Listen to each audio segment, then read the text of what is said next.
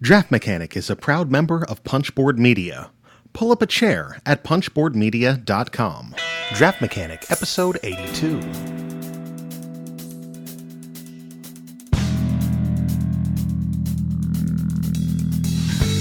On this episode of Draft Mechanic, we've got more roll and writes than you can shake a pen at.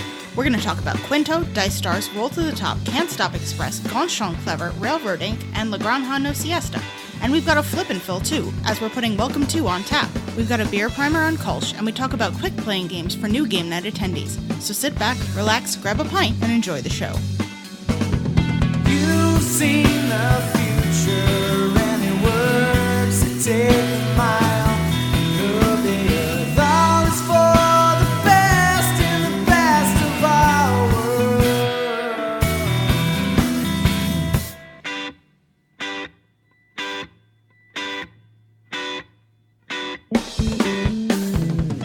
Hello and welcome back to another episode of Draft Mechanic. I'm Jay. And I'm Danielle. And Draft Mechanic is the podcast about board games and craft beer and anything we can do to tie the two together. Here at Draft Mechanic, we like our beer like we like our board games. Maybe with a little bit of luck. Maybe. Yes, we are going to throw out all the stops. By all the stops, I mean a whole bunch of dice, because we are talking about roll and writes and flip and fills, or as I'm starting to call them, Randowriters, kind of just a catch-all term to make everything all at once. So I'll talk about that a little bit when we get into the games later on, but oh boy, we have 8 of them.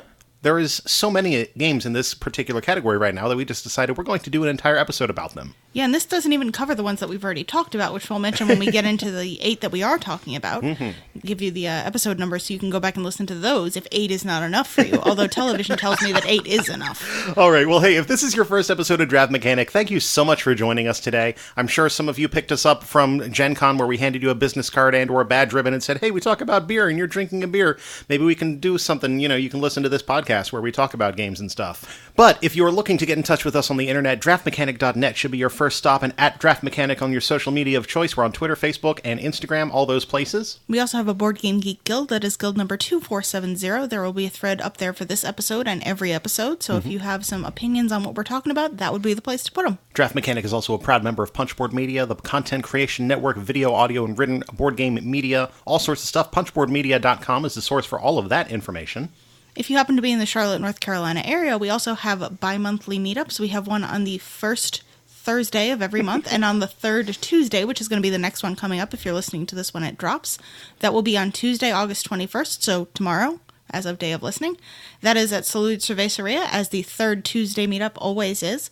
We will be upstairs at Salud. There are nice giant tables. They have good beer. They have good tea. They have good coffee. Come out, have some beverages, hang out, play some games. It's a good time. I really wish it were possible for me to go back in time and do first Tuesdays and third Thursdays. It would make everything so much easier for us. Alas, it is backwards, and I apologize yet again for that being backwards. Also, if you're in the Charlotte area, by the way, this coming weekend down in Richburg, South Carolina, our friend Mark is putting on Mega Moose Con. This is the 3rd year of Mega Moose Con. It's our local, bigger board game convention. A few hundred people are going to come out. This is down at the Gateway Conference Center in Richburg, South Carolina. It's just a little bit south of the city on I-77. It's August 24th through 26th, and you can go to megamoosecon.com for more information on that, and also tickets and all that kind of stuff. I am apparently doing the Vegas Wits and Wagers show on Saturday, kind of midday. You say apparently. You signed up to do it, man. Yes. I just don't remember exactly what time it is, but you should come to Mega Moose Con because it's a whole lot of fun. We had a lot of fun at that last year. Yeah, he's also got a bunch of play-to-win stuff. He's got giveaways all day. There is a big library of games that you can check out and play. It is a great time for gaming. Pop-up flea market. Maybe we'll grab a table and do some flea marketing. Maybe. Ooh, such excite.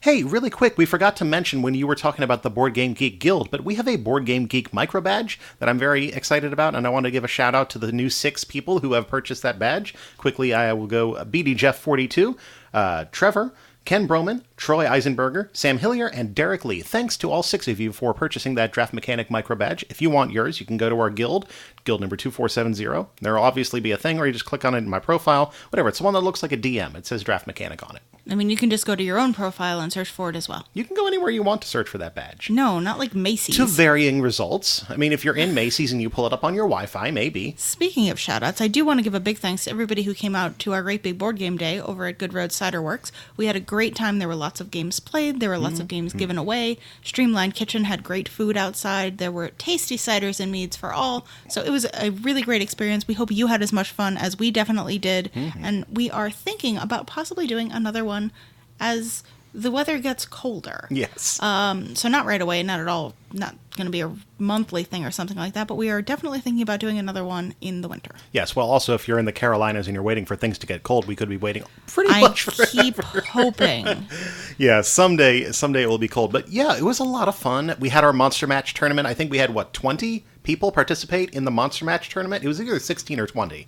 So pick one of those numbers. No, it ended up being, I think, 18 people because we had games of 4, and then we had 2 people join at the last minute. Gotcha. And that was a lot of fun. In the end, Morgan won, and he won a copy of Monster Match. Thank you very much, North Star Games, for providing that, so we could give that away. Surprise! Surprise! And I got to roll the giant Monster Match dice a whole bunch of times. I don't think we talked about that at all on our Gen Con episode. There was a Monster Match tournament at Gen Con, and I am the North American Intercontinental World Champion of Monster Match, and as such, I have the giant dice to prove it now. And we are using them to run Monster Match tournaments at Great Big Board Game Days. Yes. And I guess that's about as useful as they possibly could be. Well, they were very used at that event. Hopefully we get to do more of those in the future. It was a lot of fun. And hopefully we get to do another one of these Great Big Board Game Days in the near future as well. Let's move on to the new news, not the past news. Yes, obviously there was a ton of new games announcements and stuff that we talked about in our last Gen Con episode, but we're going to continue to look to the future.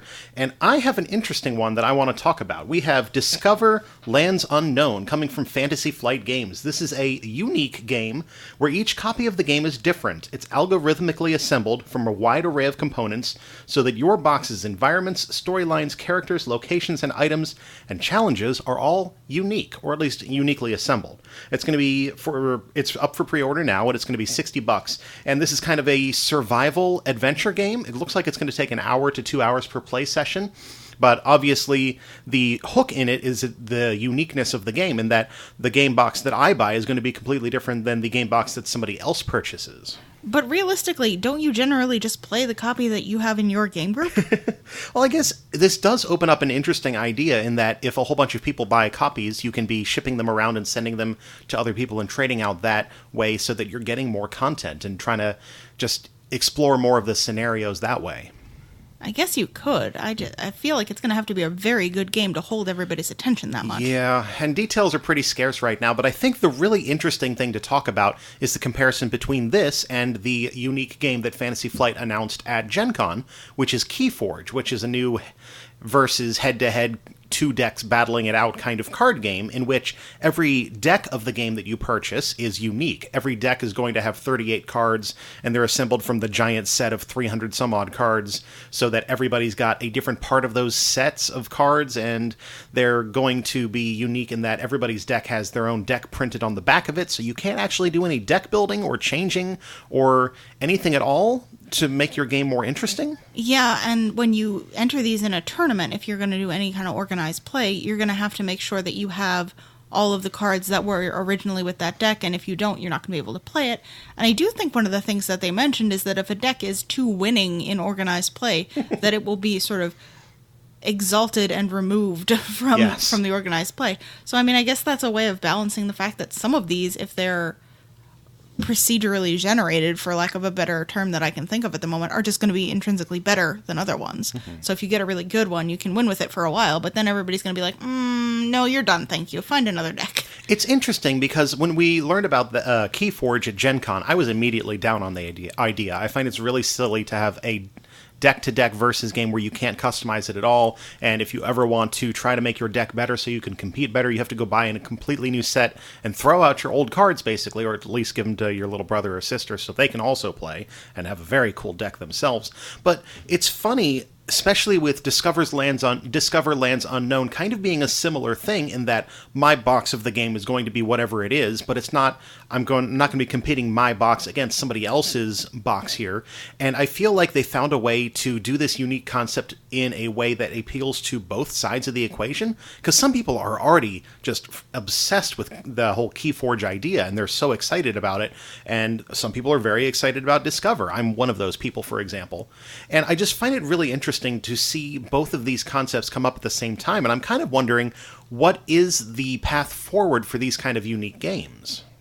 I mean, I think it's interesting that people who are generally into battling card games seem a little bit more friendly towards this Keyforge idea. And there is something to be said for the fact that buying a deck of Keyforge is $10. Mm-hmm. If you were going to try to deck build competitively a collectible card game, you're going to spend way more than $20 or $30 if you're trying to competitively deck build. So if you can get 3 full decks and try to see which you are more comfortable with playing and which does the best compared to other people's decks in your general area, you can still spend less money than you would trying to buy a competitive deck. I think what they said also was that they were trying to avoid the idea where people just net deck a bunch of competitive card games. Everybody's playing the same 5 decks. Yeah, you can't really do that because you have to have the deck that you purchased no changes at all. Okay.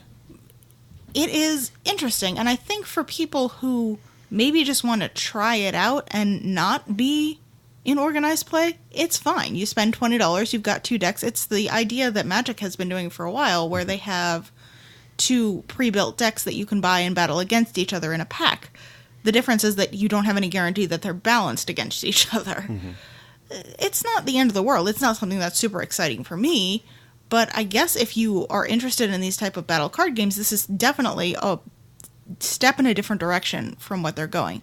You're more interested in adventure card games. I am as well. Mm-hmm. So this Discover Lands Unknown is taking adventure games and moving in a different direction. Yeah, I'm really excited to see, as we learn more about the way that Discover works, what exactly the game will be and what the randomization of the game will mean. Like, it's easy to say, oh, your characters and your enemies and stuff will be randomized, but apparently each of these boxes you buy are going to have stuff that is consistent to itself, so that you don't have a snow yeti pop up in the desert scenario. Or if it does, it hopefully makes any kind of sense whatsoever. I think what I'm most interested is, will this foster a culture of trading games more? Is Discover going to be a good enough game that I want to play somebody else's copy of the game with different scenarios? This is just a way that they found to do expansions at $60 a pop, perhaps.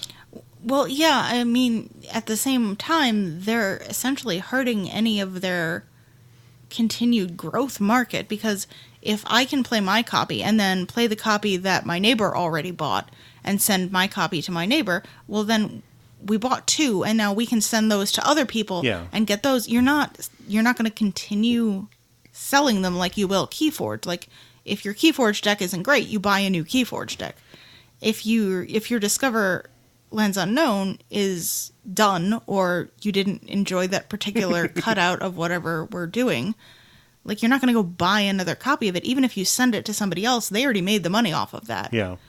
And I'm curious to see how they're going to, because I know Fantasy Flight is going to find a way to remonetize this. It's kind of what they do. It's interesting, though, because I would have expected, I mean, just knowing by Fantasy Flight and the way that they work, you think that there would be a long-term expansion content plan for this.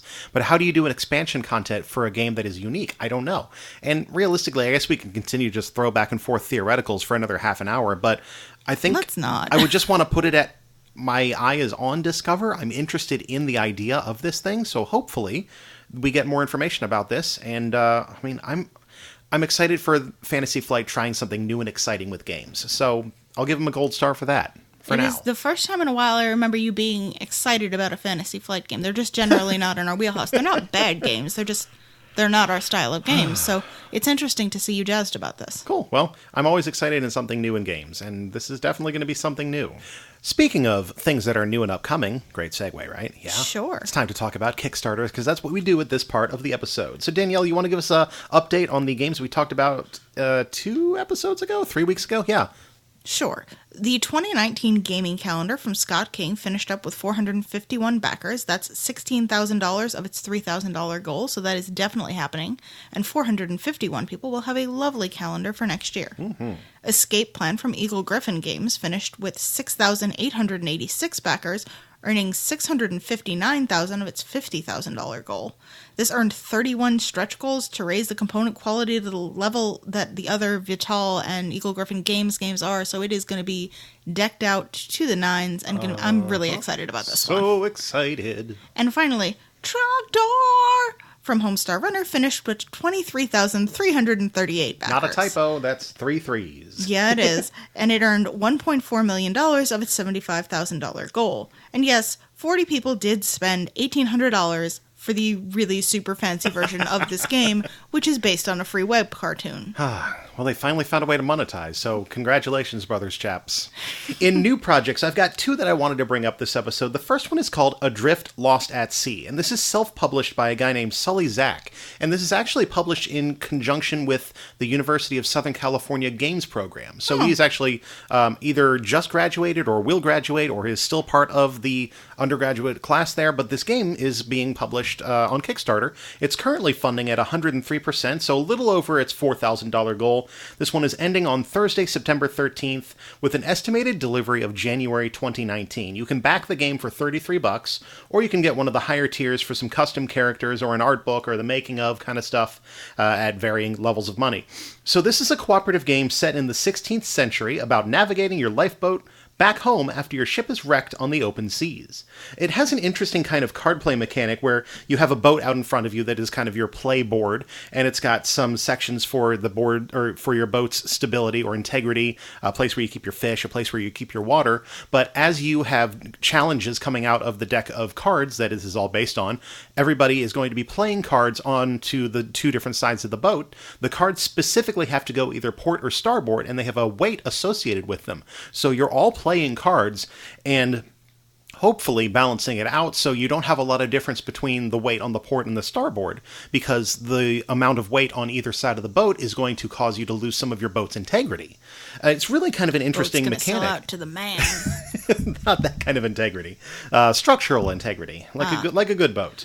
This sounds a little bit like the balancing mechanic in Best Treehouse Ever from Green Couch Games, where you had to play cards on either side of your tree so that the tree stayed balanced. Yeah, kind of like that. And you just are hopefully not diminishing your structural integrity of your boat too much, because obviously if the boat sinks, y'all gonna lose. I mean, you've already screwed up one boat, it seems, so what's another boat, right? To be fair, the waves did that to your boat. You're doing this to your own boat. But I really like the way that you're kind of working that balance mechanic in the co-op game. It's a really interesting addition there. And then as you play through the game, you can, obviously, you'll like enter storms and you'll have other kind of things come up, and you'll have to, maybe you get like sunstroke or some kind of a scurvy, something like that. There's a lot of interesting things in there, and I'm interested to see this game develop. And I also like that this is coming from such a young creator. I think it's a cool idea.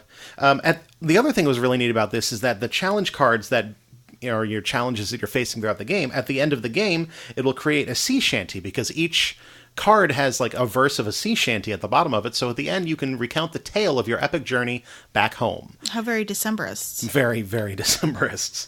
Another thing that was really interesting, they actually consulted with the maritime historian Manuel Minero at the Museo del Mar in Puerto Rico for authenticity of this thing, which is a really nice touch. I love seeing people reaching out to people who know about a particular historical setting. Always a plus. So that is Adrift, Lost at Sea. You've got a few weeks left to take a look at this one if you are interested in doing so. Second up in new Kickstarters, we have Bargain Quest 2nd Edition, with the Black Market expansion coming from Bargain Quest Games. It's currently funding about 800% of its goal, so $240,000 of the $30,000 goal. This ends on Tuesday, August 28th, so next week? Yeah, next week, with an estimated delivery of January 2019. You can back it at $40 for the base game, $30 if you already have the base and you want to get the expansion, or, you guessed it, you can back it at $70 for all the goods. Nothing like that good discount. So this is a fantasy adventure item shop management game. Each round, adventurers are going to visit your store to buy goods to help fight this particular round's monster. You're going to need to put some goods into your display window and some into your stock to sell, obviously, but choose wisely, because anything that goes into your display window can't be sold to an adventurer. Between rounds, you'll upgrade your shop and hire employees, and the new expansion, the Black Market, adds more content and a Black Market where you have to spend VP instead of money to access the powerful upgrades. This is a game that kind of kickstarted a little while ago and just started to get some traction in the last few months, so I'm excited to see this come back on Kickstarter. It's something that I had never seen before up until I started seeing some videos online talking about it, and I actually am kind of interested in this. This is a kind of fantasy trope style game in a fun way, rather than just adventurers go partying, or adventuring. Party of adventurers go partying. It's more of that, the NPC shop management, and I just really like that as an idea for a game. So this is sort of your department store version of battle merchants. Yeah. Bill Hova did a while ago, where you're supplying weapons to different sides of battles. Here you're supplying all of the equipment to different bands of adventurers. Oh man, I forgot about Battle Merchants. I love that game. That's it's so much fun. It's a very good game. But we're talking about Bargain Quest, Quest. Battle Merchants. Yeah, I love the charm of it. The art looks really fun. It looks like there's a whole lot of variability. I like the decision of, am I going to put this in my window to attract the adventurers, or am I going to actually sell this and get the money and points that I need for it later on? Yeah, we'll have to see how that goes. Yeah, so... I mean, it's already, like you said, 18 or 800% of its goal. Yeah, it's well funded. There are all sorts of additional content. There is actually kind of interesting. They have additional, like, content packs of adventures from some online comics and stuff like that, like 8-Bit Theater, which is a webcomic about adventuring that I read like 15, 20 years ago that is, I guess, still going. And then there's another one of Table Titans, the Scott Kurtz thing. So it's cool. I like the content. I like the style. It's very tongue-in-cheek, and it looks like a really cool project. So I might end up picking up a copy of this one. That is Bargain Quest. Alrighty, well, that is it for Kickstarter, so it is time for us to move on to talk about every single random dice game that we can find. Well, a specific type of random dice game. Type. All right, time for the break. Want a second opinion on some of the games we talked about on this episode? Check out some other great content creators at punchboardmedia.com. So just after Gen Con, I was catching up on podcasts that I missed because I was obviously at Gen Con and not listening to podcasts, and I hit on Ludology episode 180 called Keep Them Doggies Rollin'. They had Suzanne Sheldon on to talk about the history, growth, and specifics of the roll and write genre. And one specific thing that they hit on was that all of these games had a few unifying features. One was randomizing components, most commonly dice or flipping cards off a deck like in Welcome To, or Avenue, and I'm sure it's not long until somebody puts a spinner into one of these games, because that's really another great randomizing item right there. And then also marking those results on your personal sheet, or I guess there are actually some roll and writes that have a combined, like a group sheet as well. Welcome, what is it called? Let's Make a Bus Route is one of those that's starting to make the rounds right now.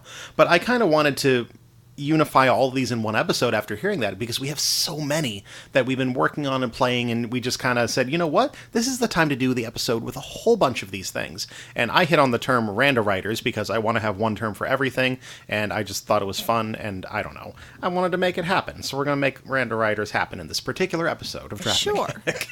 One thing I do want to point out is that we were just talking, and these 8 aren't even the only ones that we have in the docket to look at and review. So you may be hearing about some more Randowriters in a later episode, even after this whole bunch that we're going through now. Oh yeah, and we've covered quite a few in the past. We talk about Castles of Burgundy, the dice game, in episode 75, Harvest Dice in episode 63, 30 Rails in episode 43, Knockmall in 42, Avenue in 39, and all the way back in episode 23, we talked about Quicks, which is actually kind of like the older brother of one of the games we're going to start off with here. So do you want to just roll into this thing? I would love to just roll into this thing. Didn't realize I was doing that, but I did that. So let's start with Qwinto, 2015 release from Spielkarten Verlag, or Pandasaurus in the United States here. Just came out at Gen Con. 2 to 6 players, 15 minutes, designed by Uwe Rapp and Bernard Loch, with art by Oliver Freudenreich. This is a game about rolling dice, writing numbers in ascending order, but with 3 colors instead of 4 in Quicks. So in Qwinto, you are going to take any combination of the 3 different colors of dice on your turn. There is a yellow die, an orange die, and a purple die, and you are going to roll those. You are going to then take the sum of those die or dice that you've rolled, and you're going to have to write it somewhere on your sheet. Now, you have to write it in one of the rows that matches the color that you rolled. So if you only rolled the orange die, you're going to have to write it in the orange row. But if you rolled all 3 dice, you can write it in any row. The dice are going to have to appear in the rows in ascending order by the end of the game, but you don't need to write them in ascending order. The other trick is that you can never have the same number appear twice in the same column.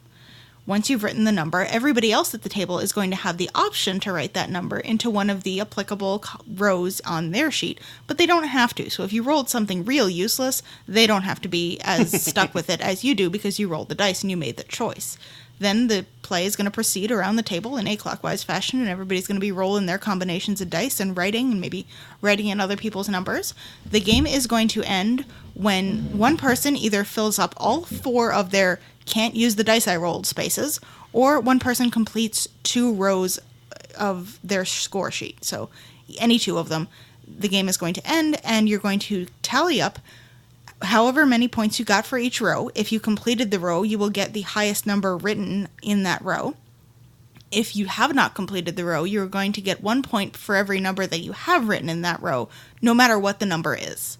Then you are going to add up the values that are in the special hexagons that appear in 5 of the different columns on the sheet, and those will give you additional points. You'll add up all of the points that are in your score totals, and that is your score. Highest score wins the game. Highest score, you say? Highest score. Qwinto really is like the most standard roll and write I think that we're going to talk about today. I guess if people have played Qwix in the past, this one is going to seem really natural. It's very similar to Qwix in that you're writing your numbers in a descending order. You get to choose dice from somebody else's turn, but you don't have to if you don't want to. So it's a really good kind of entry level roll and write or Randowriter to talk about in this particular segment. I thought it was a good one to start out with.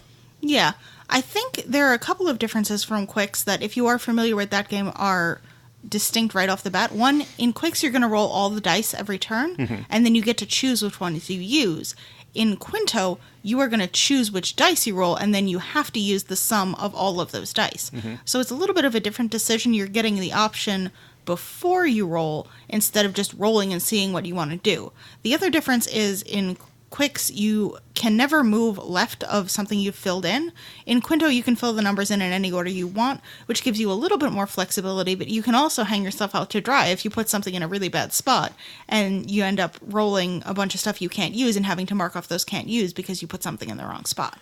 Yeah, I think that those distinctions in Qwinto are going to be what makes me enjoy this more than Qwix, and it's going to hit on something that I'm sure we're going to talk about a lot throughout the rest of the episode, which is input versus output randomness. In Qwinto, you get the opportunity to decide which dice you want to place, and also you have ways to mitigate the output randomness of the actual dice in that you don't have to always be writing from left to right on the sheet. I do really, really appreciate that in Qwinto. I was surprised with really having the ability to roll anywhere from 1 to 18, theoretically, and I think there was maybe 9 spots on each of the rows. I expected it to be more open, but I was amazed how constrained I felt once I started getting those middle rows filled in. And of course that makes sense because that's how dice work. You're going to have a bell curve kind of arrangement to them as you get to the 2 and the 3 dice rolls. Yeah, there were definitely times when I put a number in a column and I really wanted to put the same number in a different row in that column, and I was really constrained by the fact that you can't do that in this game. But I think there's also a good bit of planning where if you look at the columns, they are offset on the score sheet. So if you place a number in a position on a row where there's only maybe one other high number that can be rolled above it, and the other columns are offset, you're not likely going to put a really high number in that section because you're going to be in the middle of your progression. So there is a little bit of the score sheet making that a little easier for you, but you still can definitely, on those 7s or 8s, I definitely looked at them a couple of times and was like, I could put 2 8s in the same column, but I can't put 2 8s in the same column. There is a neat kind of push your luck mechanic about this game, too, that I don't think is necessarily key to it, but is certainly something that came up in our plays of it. If you need a low number on, say, yellow, and you could just roll the yellow die and hopefully get the low number that you need. But if you look around at the other players and see that maybe Jake also needs a low number on yellow, on your turn, you could work on a different part of your grid, maybe roll all the die and try to get the high-end numbers, hoping that he's going to roll that yellow die for you, and then you won't necessarily have to take the number that he rolls if it's something that is not going to fit into your sheet. Because if you roll it yourself, you have to take the number, and if you roll, like say I had a 1 and a 5 and I needed to roll something between them, if I rolled a 5 and then a 6, I would have to mark off one of my negative scores, or I think you get 5 negative points for every box that you check off because you couldn't place a die. If I do that, I may have to check off one of those boxes, whereas if I push my luck and hope that he goes and rolls that 1 yellow die first, if he gets a 2, 3, 4, I can fill it in. If he gets a 5 or 6, I don't have to take those negative points. And maybe he can use it, maybe he can't, but it's not my problem. I think that's kind of a neat, fun push your luck. Yeah, I definitely was on the other end of that, and this is not a hypothetical situation where I had to roll 1 die. I had, I think, 1 blank, 4, 6. So I needed a 2 or a 3. You know, it's not the best odds, but then I rolled a 4 twice, and you have to keep the second number you roll, so I was not getting anything in that particular round. It is an interesting kind of game of chicken there, that you're like, somebody else is going to roll this die eventually, and then I'm going to maybe use it. So I was surprised to see that. Note on components, pretty basic, kind of small box. You've got a pad of score sheets. It does come with pre-sharpened pencils with erasers. With erasers. Which is a really nice touch. 3 dice. You have the orange, the purple, and the yellow die. I know that the yellow die was pretty frustrating for you as well. I could not read the white pips on the yellow die because it's sort of a pastel light yellow. It's not a good yellow for white pips. Especially sitting across at the far, like I was sitting at the end of the table, so when you guys were rolling, it was very difficult to read. I don't love that it came with single-sided score sheets. A lot of the games we're going to talk about come with double-sided score sheets, which just saves you, the recycling them after one shot. But I did love that little baby box. It was nice and small, and you could fit it in a pocket if you had big pockets. It was really nice. I feel like overall Qwinto is the most standard in roll and writes in terms of the small box roll and writes. It's exactly, you roll some, you write some. After a few games, I was ready to move on from it. I think it'll be one of those games that it's so easy to throw in the game night bag that it'll just end up in the game night bag all the time. But I'm not seeking out Qwinto. It's fun, but I don't love it, I liked it a little bit more than you did. It's not my favorite of the ones we're going to talk about, but I think it's up there for one of my favorite not themed, very basic type of roll and writes, because we're going to talk about a couple of games in this that have specific themes and where the theme is actually used within the game, and then we're going to talk about a bunch of things. This one, Can't Stop Express, realistically Roll to the Top, Dice Stars, which are just basic roll and writes that don't really have much of a theme to them. This one, I think, is sort of on the higher end of the basic, don't have much of a theme to them ones for me. I like the difficult decisions that you can have when you're trying to decide whether to put something in a column that may close off other options. I like that you are always playing on everybody, or you have the option to play on everybody's turn, which is something that's going to come up, I know, when we go through these. In this game, I can always take the total of everybody else's die. So I'm engaged the whole game, even on, the farthest player from me's turn. There's not downtime that I've been dealing with. Yeah. So I think it's good. I like it a little bit better than you do, but it's not the best game I've ever played. Do you like it better than Quicks? It's been a while since I've played Quicks. I think I like it better than Quicks, but it's not as versatile as Quicks. Quicks is the kind of game that we have pulled out with non-gamers. I know when your dad came to town, he's not a gamer. And we were like, hey, just sit down, play this thing through one time. If you don't like it, we don't have to play it again. But it's simple, and you'll be able to get it real quick. And I think we ended up playing a couple of games of it then. Okay. I think Quicks is much more accessible because you're not having to worry about those columns as much. You just have to count from left to right. You just have to count from left to right. But I like Qwinto better. Yeah, I agree. I would like Qwinto more than that. And I would encourage Qwinto for anybody who has not played a roll and write and is listening to this. This would be a good one for you to start with to see how they work. I will also point out it is Qwinto QW, not QU. QWINTO. Yep. Qwinto. Danielle, what is up next? Next up, we are talking about Dice Stars, which is a 2016 release from WizKids, which plays 1 to 4 players in 15 to 25 minutes. The designers are Bruno Cathala and Ludovic Montblanc, and the artist is Sabrina Tobal. This is a game of rolling, writing, crisscrossing, and stars. In Dice Stars, you have, unsurprisingly, your personal score sheet in front of you, and it's going to be divided up into a whole bunch of squares. This is really, I would encourage you to just, take a look at an internet picture of this, because I'm going to try to describe it as best I can. An internet picture? You have some rows. On the left side of your rows and columns, you have the dice numbers 2 through 6, and on the top 4 columns, you have the 4 different colors of dice. You have black, red, yellow, and blue.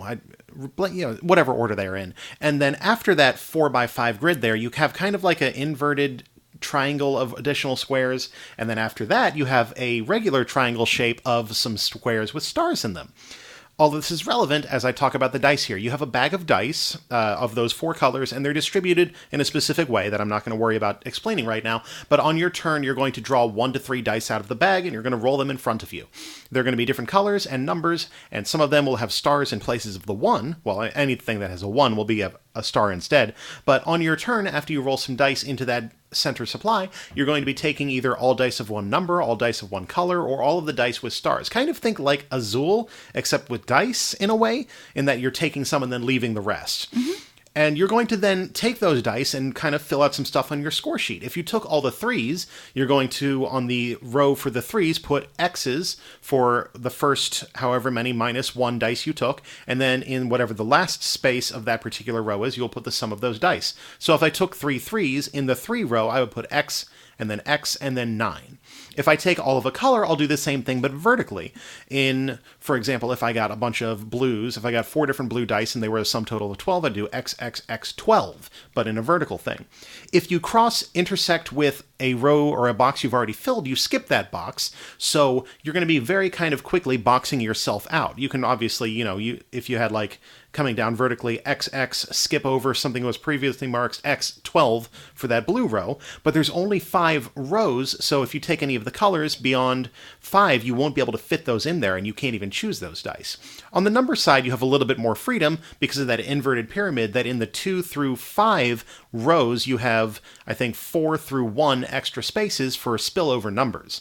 If you take all of the dice with stars, then you get to start putting stars in that last triangle section I talked about. This goes from 2 spaces on the top row to 6 spaces on the bottom row, and your goal there is to fill in a complete row with stars. If I draw 3 stars, I can draw them wherever I want in that, but with the knowledge that if I have a row that I put stars in but did not complete, that will be a 0 multiplier for that row. In fact, I will earn 0 points from that particular row of points. If I end up filling that row completely, I'll get a double multiplier, which is great. And if I don't start that row at all with stars, then it will just be worth whatever the value of the numbers in that particular row are.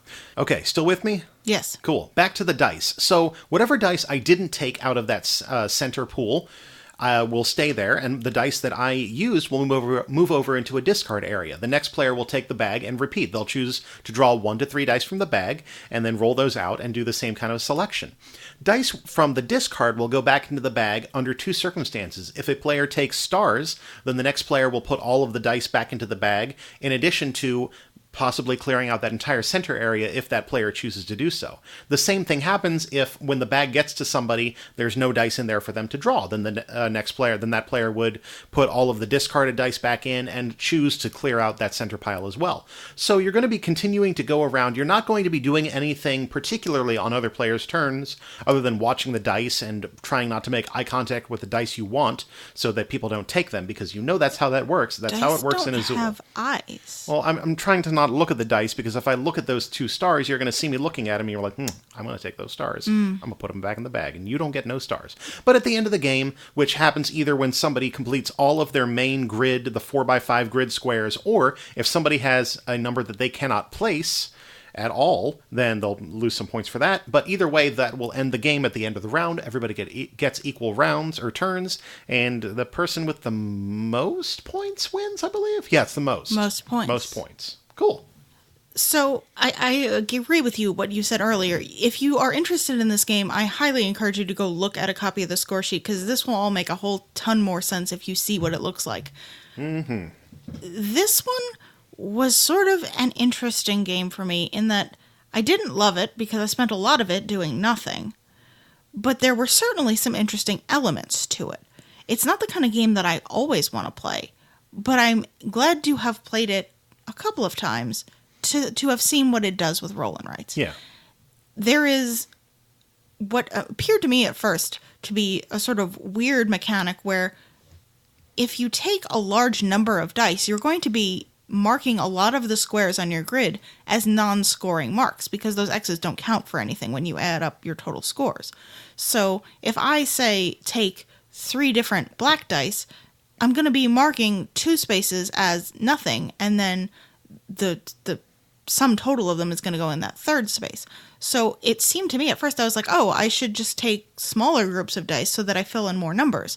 But the trick to this game is really about getting the numbers in the rows that you've chosen to double the multipliers on, and making sure that any rows that you have started with stars but haven't been able to finish, you didn't have any scoring numbers in.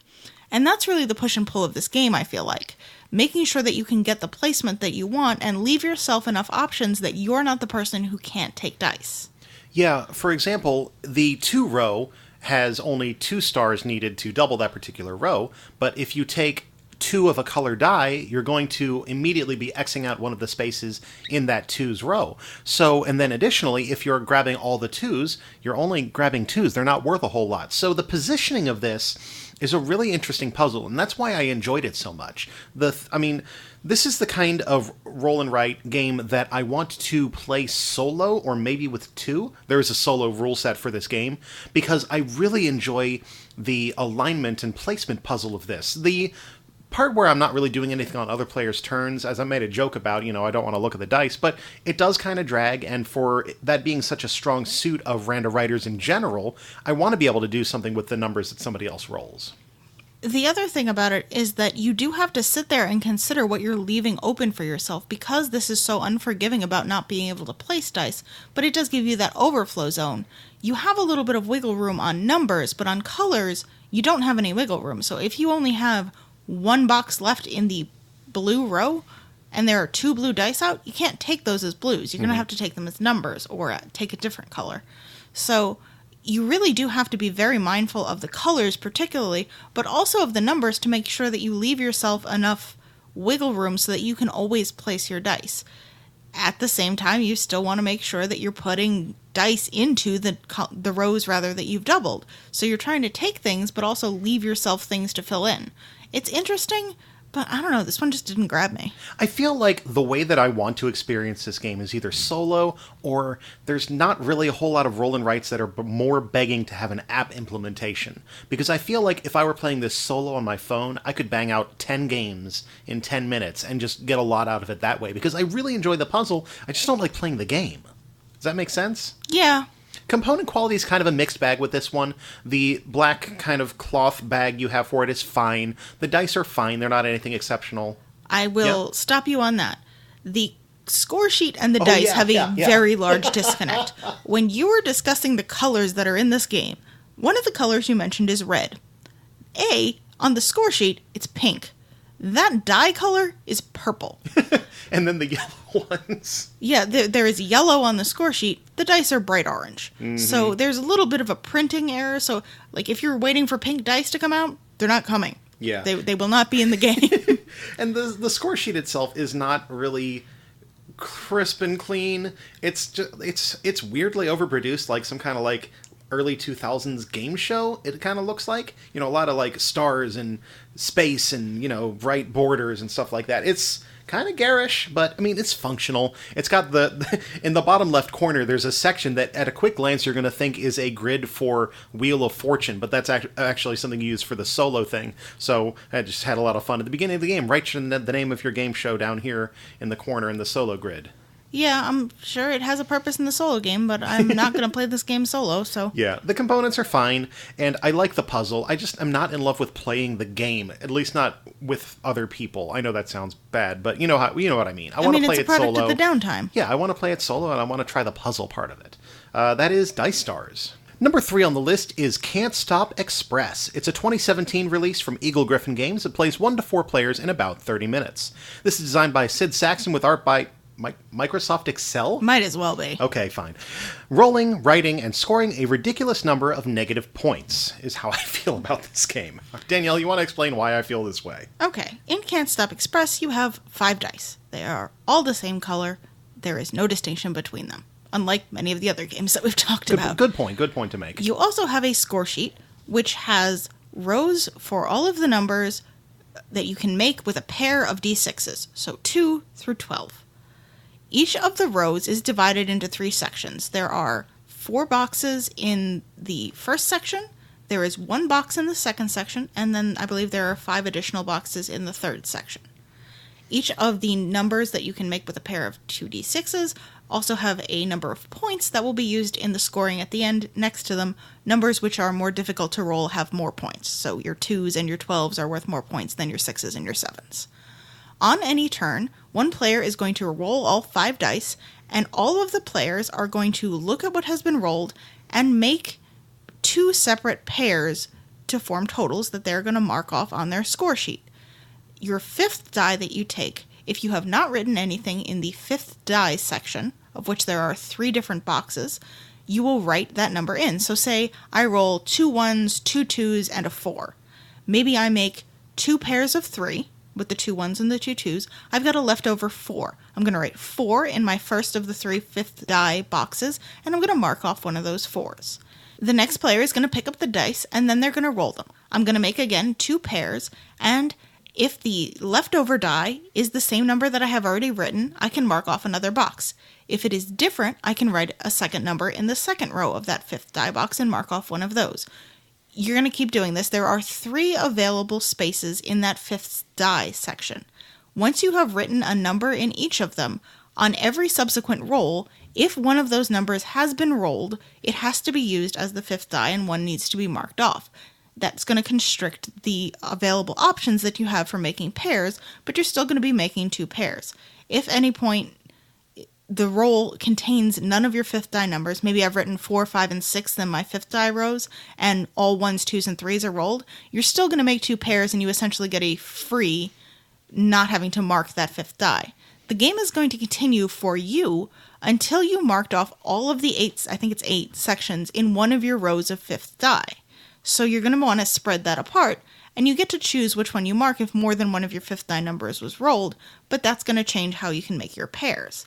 This game is going to continue for each player until they reach that point. So if you mark all of one row of yours and I still have available ones, I can keep rolling and go until the end. Scoring is kind of interesting about this game. Right. We are going to look at all of the numbers which can be made with the pair of d6s that you've been marking throughout the entire game. If the marks that you've made are in that first section, you've marked it 1 through 4 times, you are going to lose 200 points. That's all of my points. It's a lot of It's points. so many points. If you have marked it so that you have a mark in that one center section where there's only one mark that you can make, you get no points for it. Why? That's an achievement to get no points. In this game it is, yes. If you have marked it so that your marks extend into that third section, you're going to get the number of points listed next to the total value times the number of marks you have in that third section. So if I've rolled a 2 enough times to have 3 marks in that third section, I'm going to take the number of points you get for a 2, I'm going to multiply it by 3. Those are going to be positive points. Then you're going to add up all of your negative points and all of your positive points, total them, and you will get a score which may be positive or may be negative. Probably negative. Maybe. If you haven't marked any marks in a row, so maybe I've never added up to a 4, then you don't have to take any negative points, but you also don't get any positive points. Mm-hmm. This is a game about managing where you put those totals and making sure that you get them past the threshold that you need to. It's really fairly simple. How do you feel about it, Jake? Oh, man. I have never felt so ashamed playing a roll and write game as when I get a score of negative 850 points.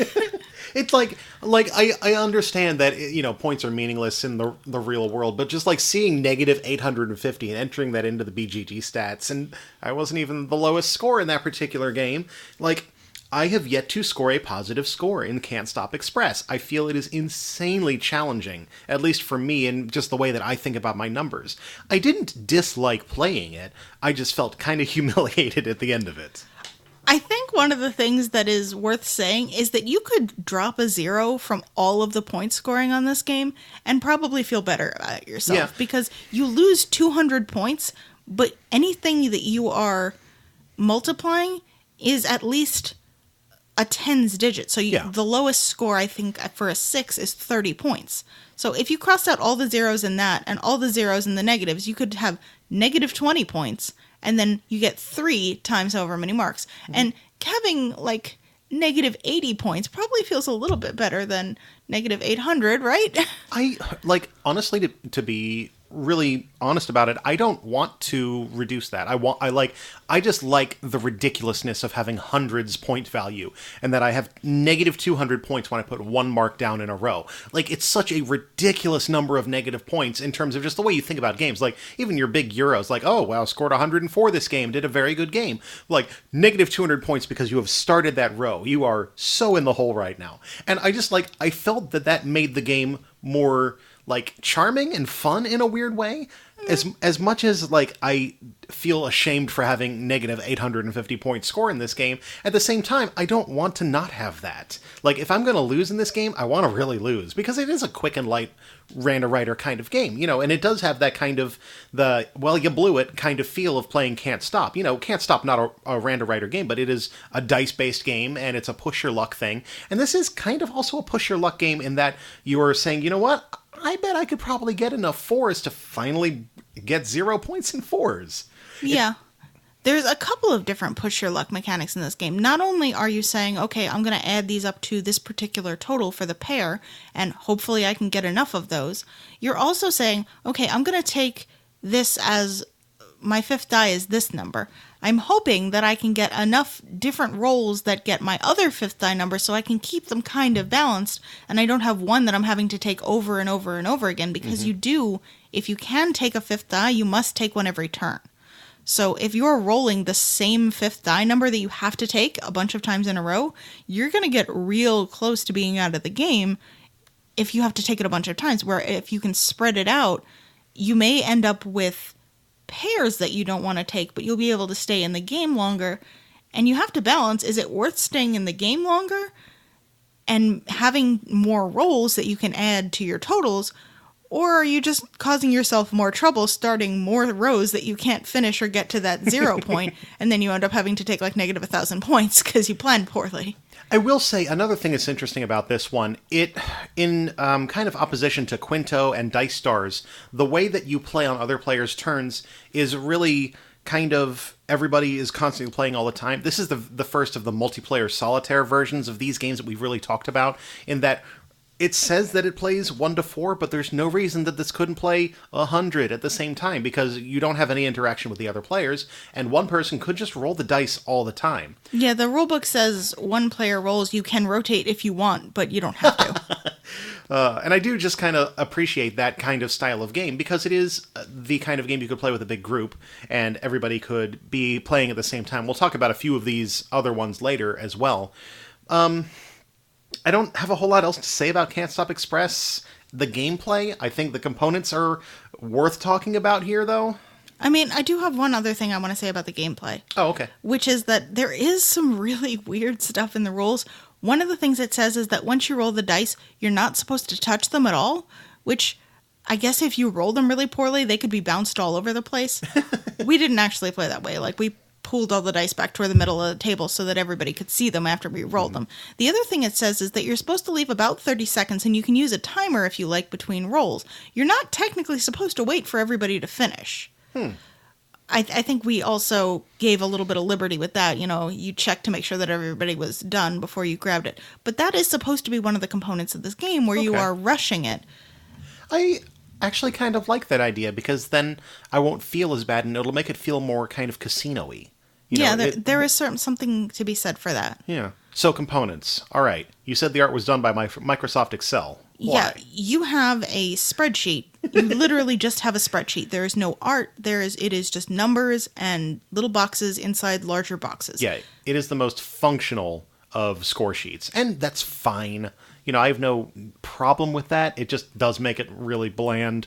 The dice are pretty much the standardest red dice you could find. They are legible. They are red with white pips. They are very easy to see.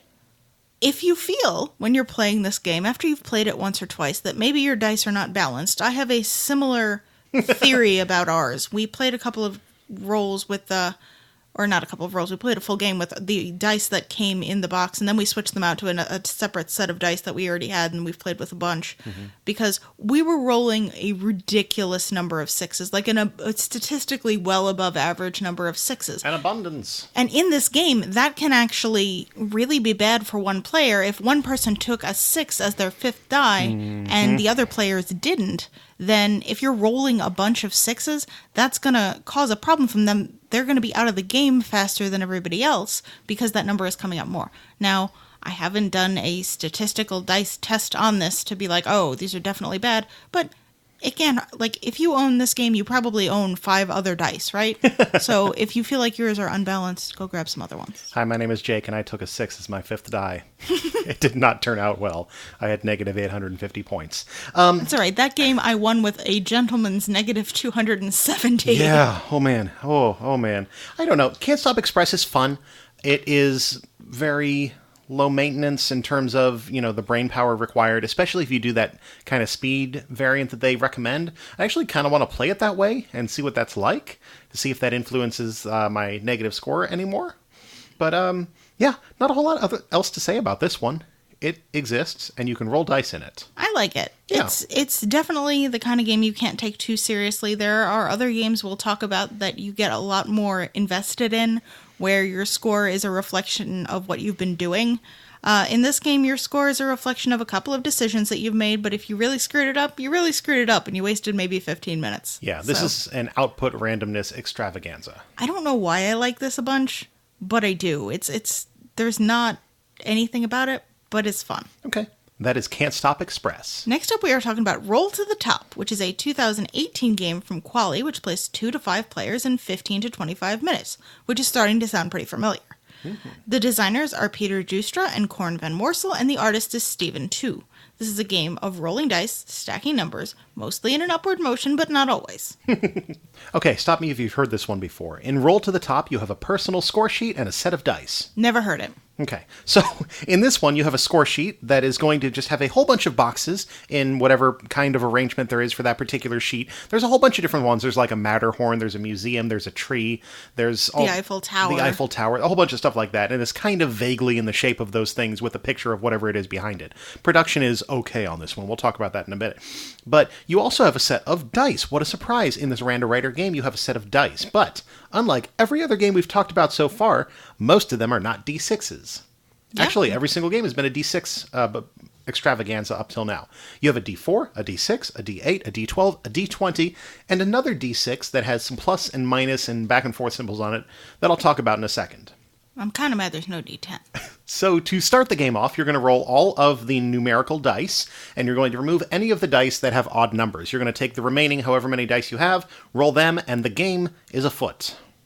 The game is a game. It's not a... Yeah. Anyway, you're going to take those numbers, whatever they are, and you're going to write them on your score sheet. You must start, technically, in the bottom row. I say technically because there's other sheets that do other weird stuff. But you start in the bottom row, and you probably are going to want to put your lowest numbers down there, because as you are working your way up the sheet, you must build from the bottom to the top.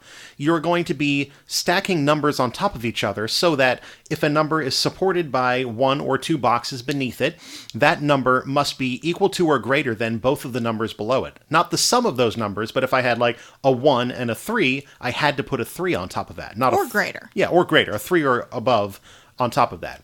The other way, obviously, that you can mitigate this is by you can sum together some of those numbers. If I had, a D4, a D6, and a D12, and maybe I needed to build on top of a 13, I could add a few of those numbers together to get a die that were a number that was big enough for me to put it above that particular 13. But Jake, do I have to use all of my numbers? Oh, I'm glad you asked, because no, you do not have to use all of the dice. But this is a race to finish in the score sheet as fast as possible, so it behooves you to find a way to use all of the dice you can. Ooh. Hoove. There's also a white die that I talked about that has 2 plus sides on it, 2 minus sides on it, and 2 ones that are kind of like a double arrow. And that is going to tell you how you are going to manipulate the dice. A plus means you have to bring one of the dice that's not being used into the set of dice you're using. A minus means you have to remove one. And the swap thing means that you have to swap out a die for one of the dice that is currently in there. Hooray! And then that's kind of how you manipulate the dice so that you can get the numbers you need at that particular stage of the game. If you're down to 1 die, or if you're at all 5 dice, then you have to either add 1 or subtract 1. You kind of skip the white die in that particular round. But the way that the score sheets are laid out is an interesting kind of thing, because you're constantly building up on your score sheet, but every now and then you'll have a place where there's nothing above a particular box, or maybe you'll have a box that you can get to that once you have something to left or right of it, you can fill in that, and it doesn't have anything beneath it, which gives you opportunities to terminate, rapidly ascending stacks, or to start out with a low number again, just to give you a little bit more flexibility. Obviously, the game will go until one person completes all of the squares in their score sheet, and then everybody else will have negative points for however many empty boxes they have, and whoever has 0 points is the winner. Yeah, I mean, realistically, this is a race, and then you can also get points if you care if you beat the other players. But the person who fills it in is the winner. I was just really excited to say the person with no points is the winner, because I find that a very funny concept. It's kind of like Can't Stop Express, right? No points is winning. Yeah, no points is definitely winning in Can't Stop Express. Roll to the Top is kind of an odd one, because this is a game that went up on Kickstarter. I think we might have talked about it in passing at some point. I don't remember when. I believe we did. But I got it, and I played it. Like, there's an online version of it as well that I played a little bit, and I was kind of like, okay, this is kind of cool. But we brought it out as we were preparing for this episode, and I'm really getting addicted to this game. There's such an interesting variety of score sheets, and I will say some of that is because I purchased the second set of score sheets. I think we have maybe 12 or 13 different sheets, different setups that you get to work through. And we did one of the last ones we played was the Hadar Center, and there's a section on it where you go up the side and then you have to come back down descending numbers around the other side. And it's a really unique system of number placement in one of these things that really is kind of tickling that interesting itch in the back of my mind. I think, like you said, the variety of score sheets is one of the things that really makes this game. If you were always building a tree, or always building the Hadar Center even, it would get kind of old after a while, because you are always doing the same thing. You are placing, maybe 1s and 2s in that bottom row, and say somebody rolls 4s on their first roll, you're like, oh, I'm just not going to take those dice, and you're really manipulating each score sheet the same way. But because this thing has so many dang score sheets, and they are really built differently. There was one that we built that is like a house that's made out of wooden blocks, where the boxes are significantly larger, but they interweave a lot more. So you really affect what you can place on top of it when you even place those first numbers on the first row, because they're vertical, and there are horizontal ones that cross across the top of multiple blocks. So I think that they've really managed to get the variety in this game through those extra score sheets. There's even one that we haven't played yet that is a map of Africa, and you have to build through all the countries in, or I don't even think it's by country, it's just regions in Africa. So they've really given you the variability and the different experiences through the sheets. Once you play through all the sheets a couple of times, you've played the game like 36 times at that point. You think you've gotten your whatever your rolling right price is. Probably. I think that this is another one that I would encourage people to play if they've never played Randowriters before. It's easy to understand once you get the game going, and it's really the kind of game also that as you're playing through it, you can't really ruin your game too much, because you can always just add numbers together. And you have control over the dice that are coming in and out in each round as it comes around to you. So you do have the opportunity to throw in the D20 if you need to start getting bigger numbers, and, take out the D4 or the D6 if you want to block somebody else from getting low numbers to complete a specific section. It was more interactive than I expected in that way, and it was also a lot more free than I expected because of the way you manipulate the dice. I like that adding together mechanic a lot. It's one of the few games we're going to talk about where you can add the dice together to change their values. I think there's not a whole lot of them, if there are any, that you can do that. Researching? No. That's the only one. Good job, Roll to the Top. Other than a little bit of Gunshot Clever. Okay. But this is the only game that really is based on that, and I think that is an interesting mechanic because it does give you more options. That being said, for some reason, even having played this game more than a handful of times, I found it to be easily forgettable. Yeah. Every time we were going through, did you fill out the notes to make sure that we have all the games listed? I completely forgot this one at first. When we were discussing it, when we were just, sharing some of our ideas, which ones did you like most, which ones were you not crazy about, this wasn't one of those games that came up as a mention anywhere. It was just really sort of easily forgettable. I will also say, when you are explaining this game, if you're teaching it, make sure that you clarify that the die or the value on top of a box needs to be higher than either of the values below it, not the sum of the values below it. Right.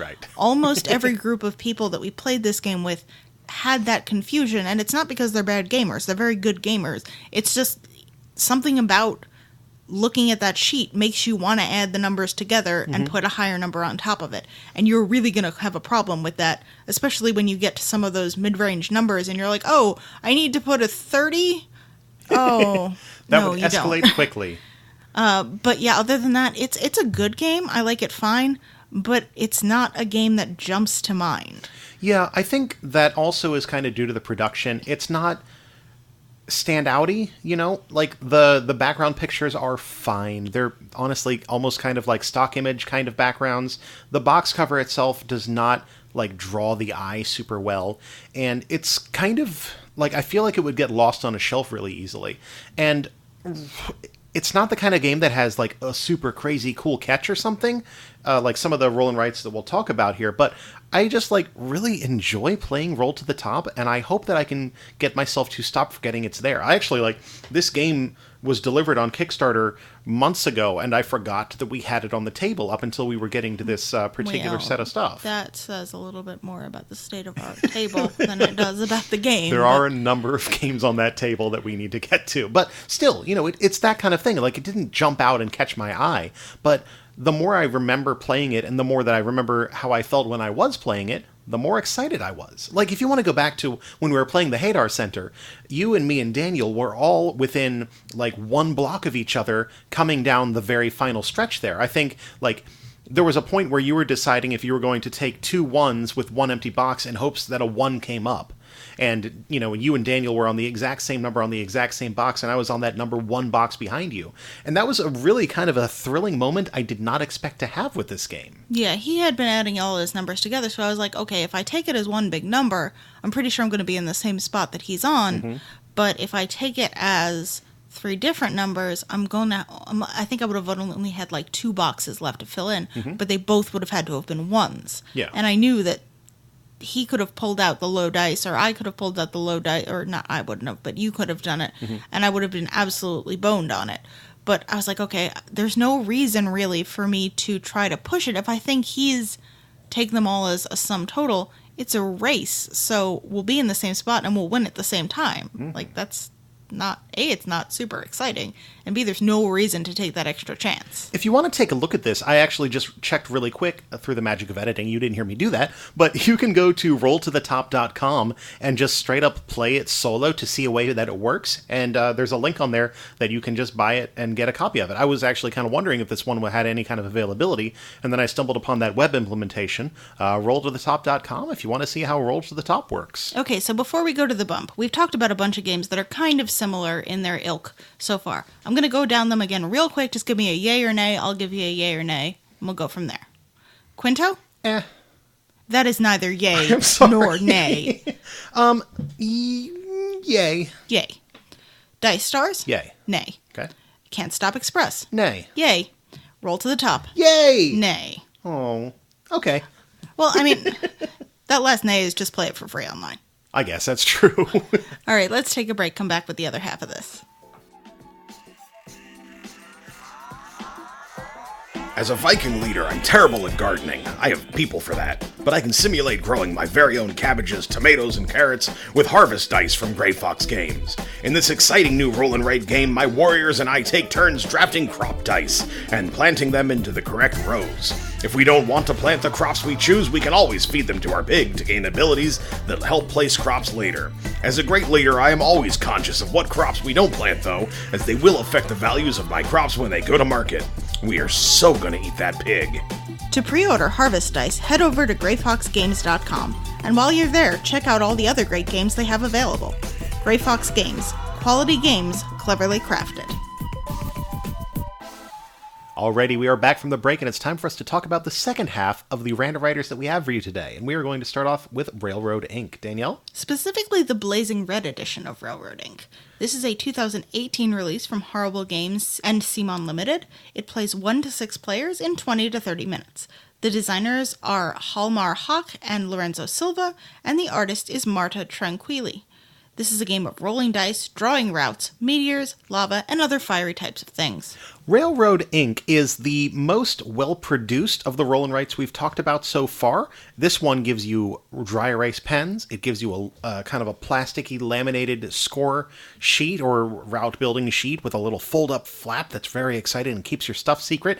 And to make it really exciting, these dice don't have numbers on them. Exciting. Yes, the dice instead have different parts of routes. You will have train tracks and you will have roads, and there's kind of a mix on the 4 dice that you get of what kind of things you have. You'll have some elbows, you'll have some T-intersections, you'll have some straight lines, and you'll also have some stations that convert from road to train, or vice versa. I guess both at the same time, technically. Yeah. But the game takes place over 6 or 7 rounds, and in the game, your goal is to roll the dice, and then everybody is going to write all 4 of whatever pieces of track or road come up onto their grid. You have a 7x7 grid in front of you that around the outside of it has connections for train, track, or road.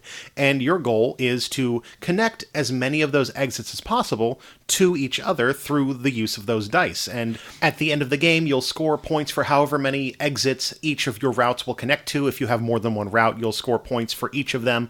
You'll also score points for the longest road and longest rail, and also for getting through the center section squares. Over the 7 rounds of the game, you also have access to a set of special interchanges that are drawn directly on the top flap of your railroad board thingy.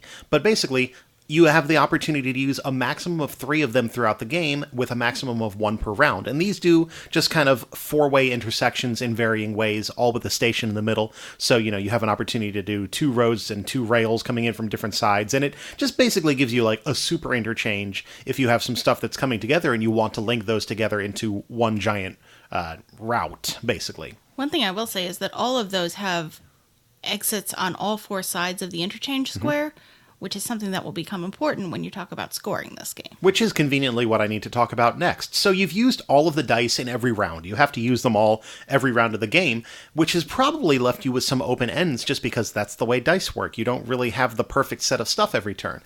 So at the end of the game, you're going to have some open rail and or road connections, and each of those is going to be worth 1 negative point. Unless, of course, they run directly into the edge of the board, which is totally fine for some reason. Don't get that. I don't know. But basically your scoring will be however many exits you've connected to your routes, your longest road, your longest rail, center squares, and then minus whatever you have from those errors of the open route and rail sections. But when I look at the scoring equation that's on the top of the board, there's an extra scoring space that you didn't talk about. What's that? Yes, there is also a section on there that is for the 2 expansions that come in the game. In the Blazing Red edition we have meteors and also lava, both of which are exciting and exploding and, well, I mean, not really doing anything. It's ink on your paper. But they're super exciting graphically, right? Yeah. I think so.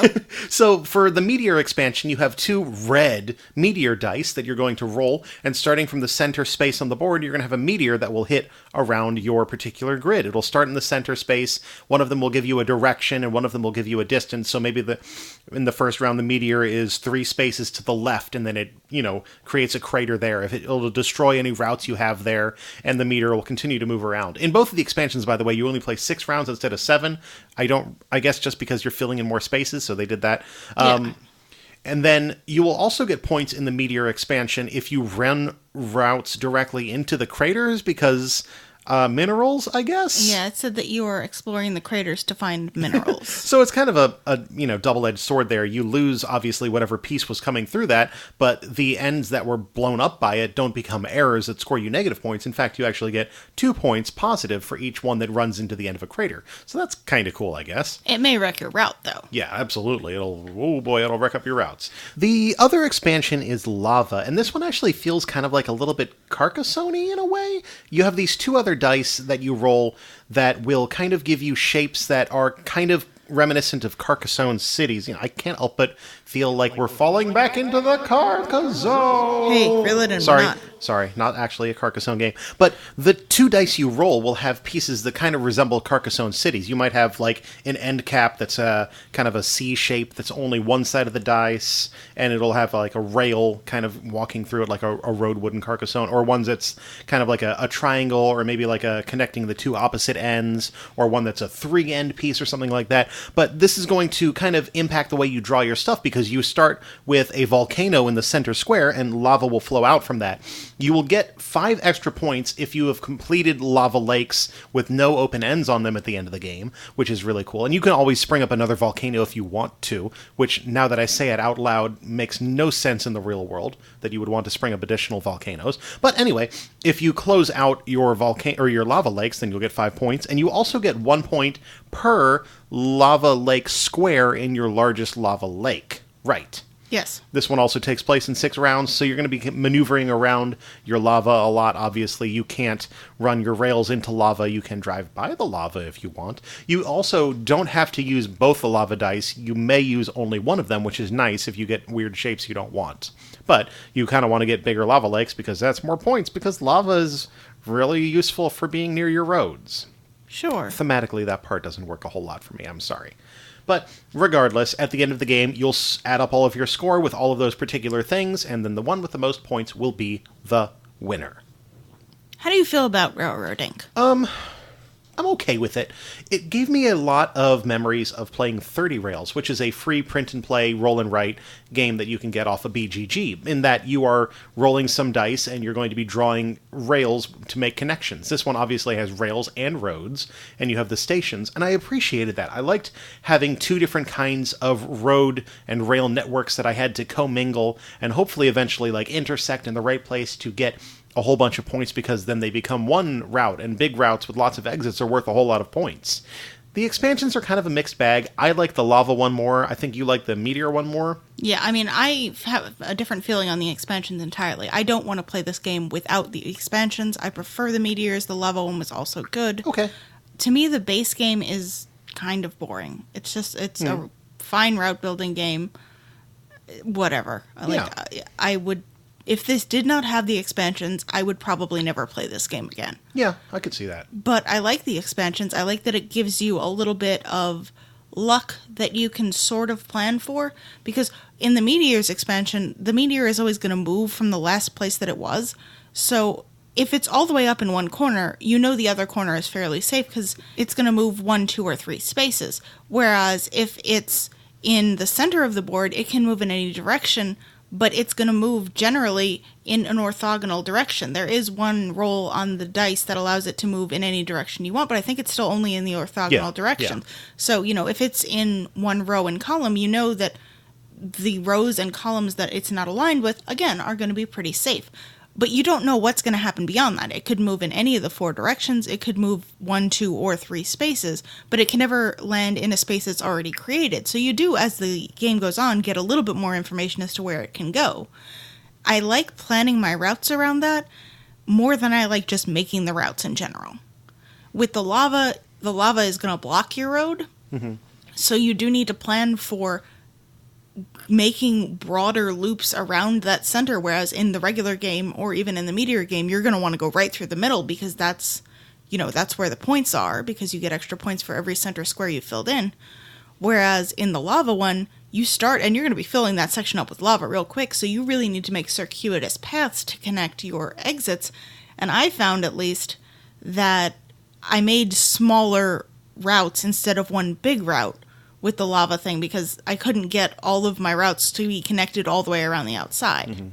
I also, in our game that we played with that expansion, did end up throwing in a volcano on the last round because I had the lava that I needed to place, and I would have created 3 free sides if I had only placed one, so I ended up throwing in both lavas on there, creating a new volcano, and I only had one empty side. Okay. So there is a reason to stick another lava lake in there, even if you can close off or can't close off but can't place into the one you have existing. Gotcha. I guess I forgot to mention that as well. Any open lava sides will be counted as an error for a negative point as well. I like the lava one personally a lot more because... You love a Carcassonne. I love a Carcassonne. It's kind of my whole deal right now in the world. But in addition, the lava one does have faces on the lava dice that affords you additional route pieces.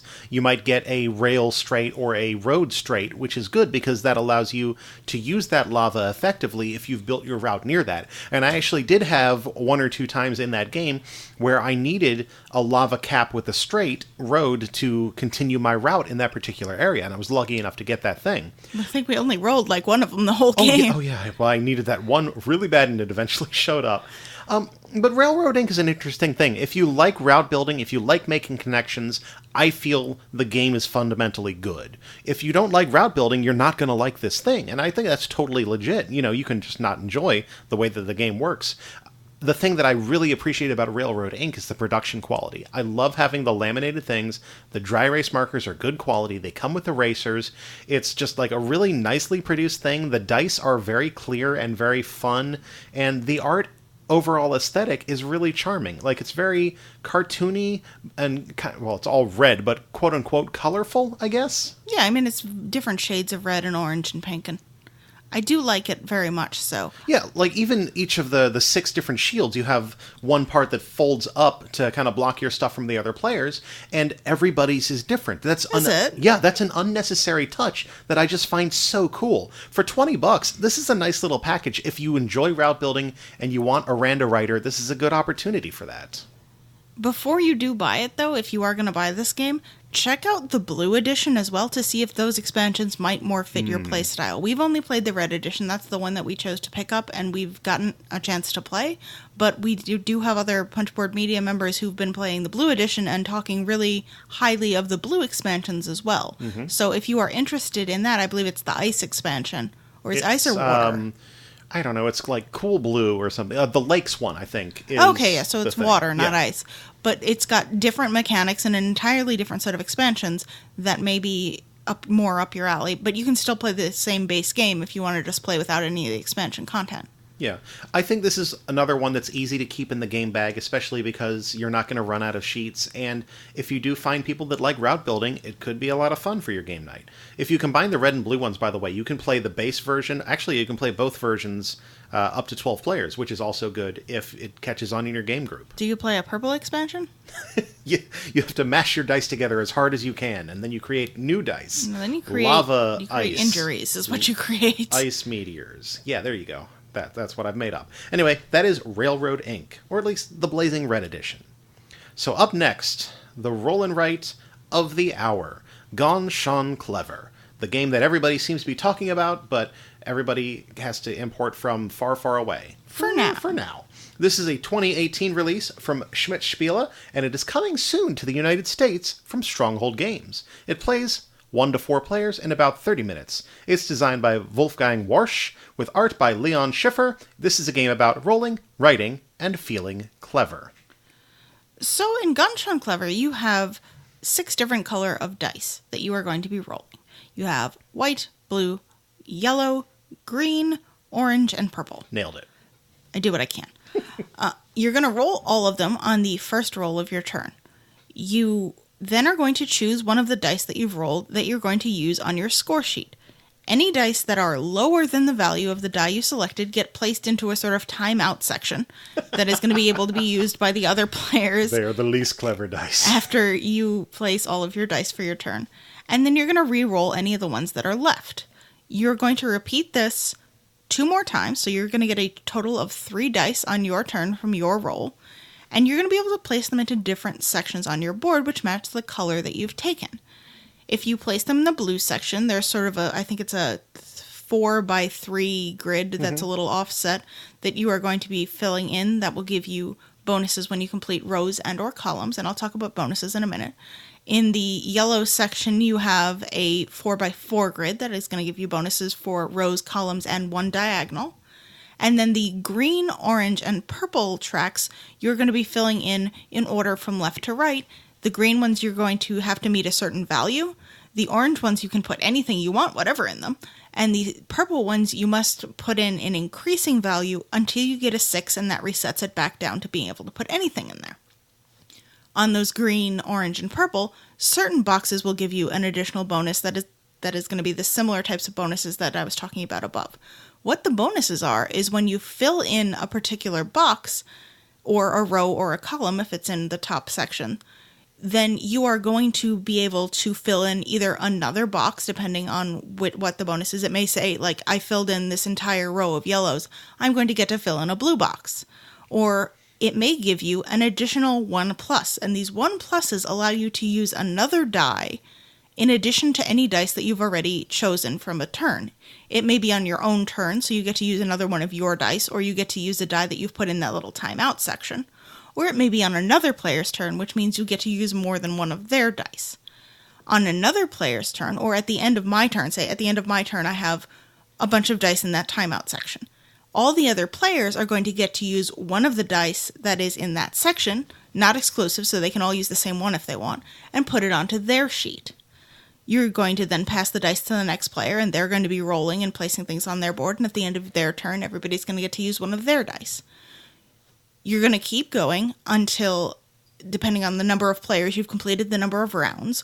With 4 players, I believe it's only 4 rounds, and then with 3 players, it's 5 rounds, and with 2 players, it is 6 rounds. And then at the end of that round, everybody's going to use up any additional 1-ups they've got left, and then you're going to add up all these scores that you have.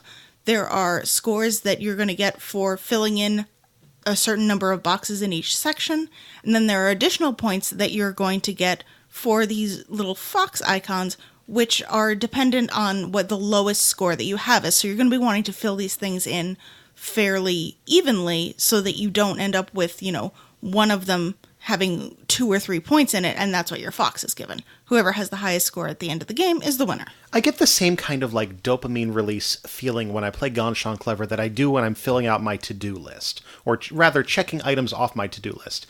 And I know that sounds like a bad thing right now, but I want to kind of explain that. Every roll of the game, every single time I take a die, I'm checking a box, and I feel really good. I checked that box, I checked that box, and I checked that one, and it got me another thing over here.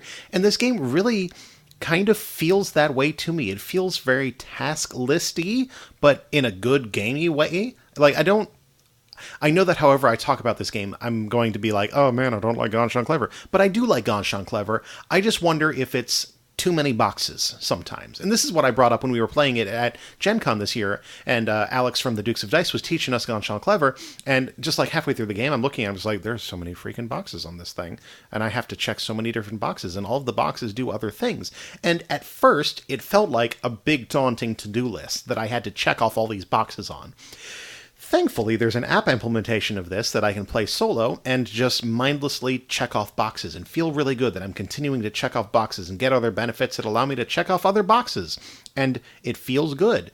But I also weirdly feel like I don't have as much control over my score as I feel like I do. You know what I mean?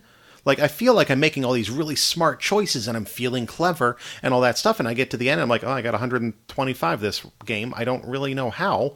And then some games I'm just like, man, I'm 4 rounds in and I've got 12 boxes checked off. That's not very great. And then that's the game that I got a 250 in. It's interesting. And I'm trying to figure out in my brain where I have control in this game. Because I feel like I have control in that I'm filling out my purples first because I want to get all those cool little bonuses. Or maybe I'm going straight for the blues and setting myself up with some nice intersections that when I get something I can hit that and get 2 bonuses off of it. But at the same time, I'm kind of beholden to the dice as well. So I don't know if I have the control I think I do. And I don't know if the game is just making me feel clever, but I don't get to be clever. Does that make sense at all? I mean, a little bit. Okay. At least we got a little bit. The game can never make you clever. There is a certain amount of luck because this is a dice game, and what you roll is going to determine what you can fill in.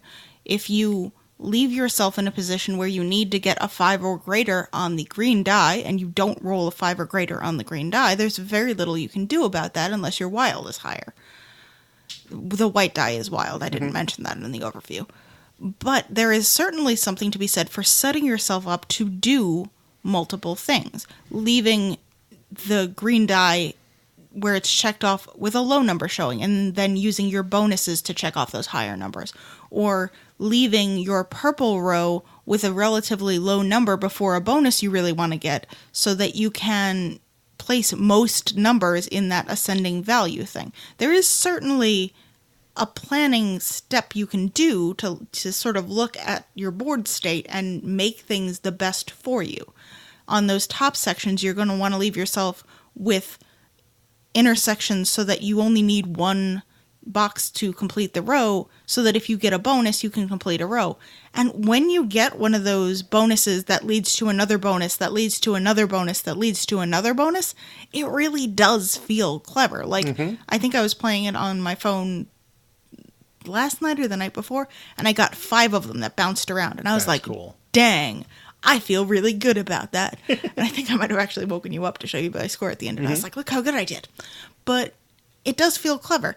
But there are games where you just roll, and no matter how much you try to set yourself up, you're not going to get those 5 combinations. You're going to get, like, I did one thing and it gave me one thing. That's all it did. But at the same time, I'm never judging myself on, did I do super great on this game? I'm judging myself on, how did I work with what I had? Like, did I get a couple of good combinations that felt really good? Not, did I end up with a 250, which is sort of the lower end of really good scores. Yeah. I think 300 is considered to be like the threshold of really, really good. I've never even seen a 3. No, I think 250 is about the highest I've gotten. But this is also one of those games where if you've played it a bunch, you're probably going to do better than somebody who hasn't played it a bunch. Yeah. Unless you just get dog meat rolls the whole game. Yeah, you just kind of start to understand where the numbers are going to come out and what kind of things chain together the best. How to set yourself up for getting a bunch of bonuses when it may not necessarily be immediately apparent. Especially those foxes, because the first time you play it, it's like, oh, I can't do all of these things. I might as well just focus on the things that give me really good bonuses.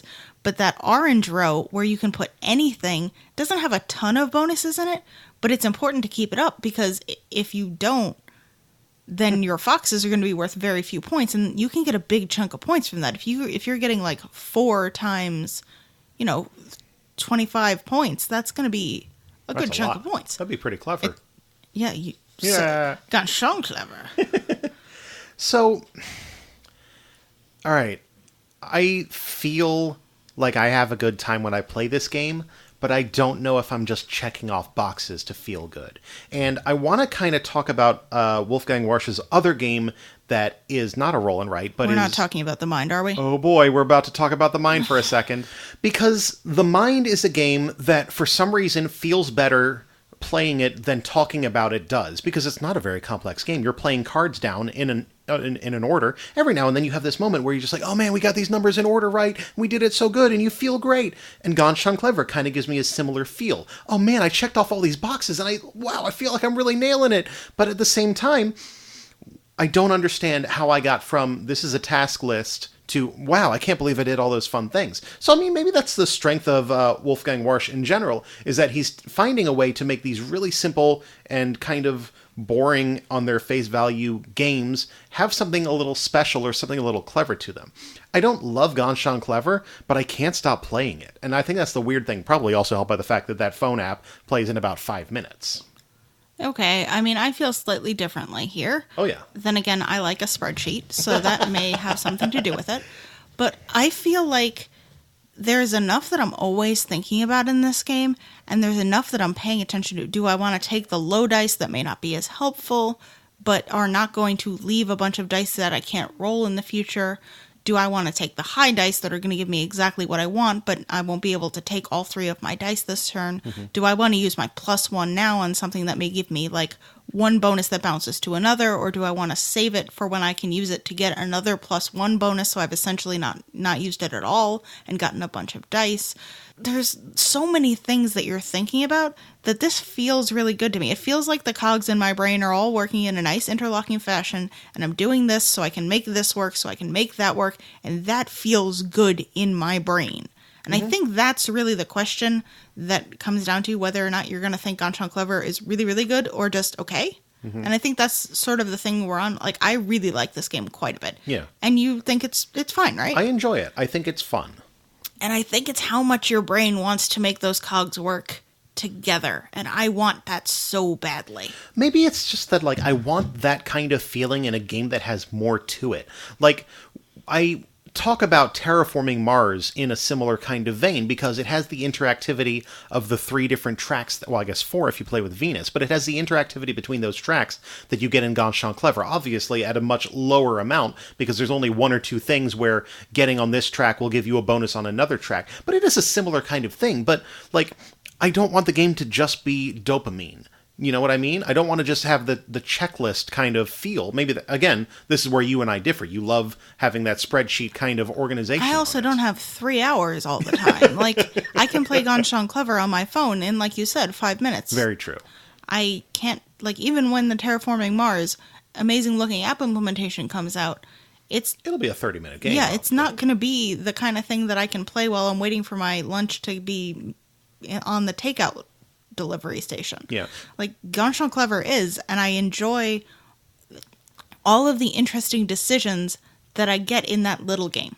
I guess what it is then is that I just want that to do something more. I feel like it's like playing just like a part of a game. I want something a little bit more with that game. Oh God, no. Honestly kind of interested to see what the alleged alternate score sheets that are somewhere on the horizon will look like for this game. I don't have a clue. I would really like to see a little bit of variability there.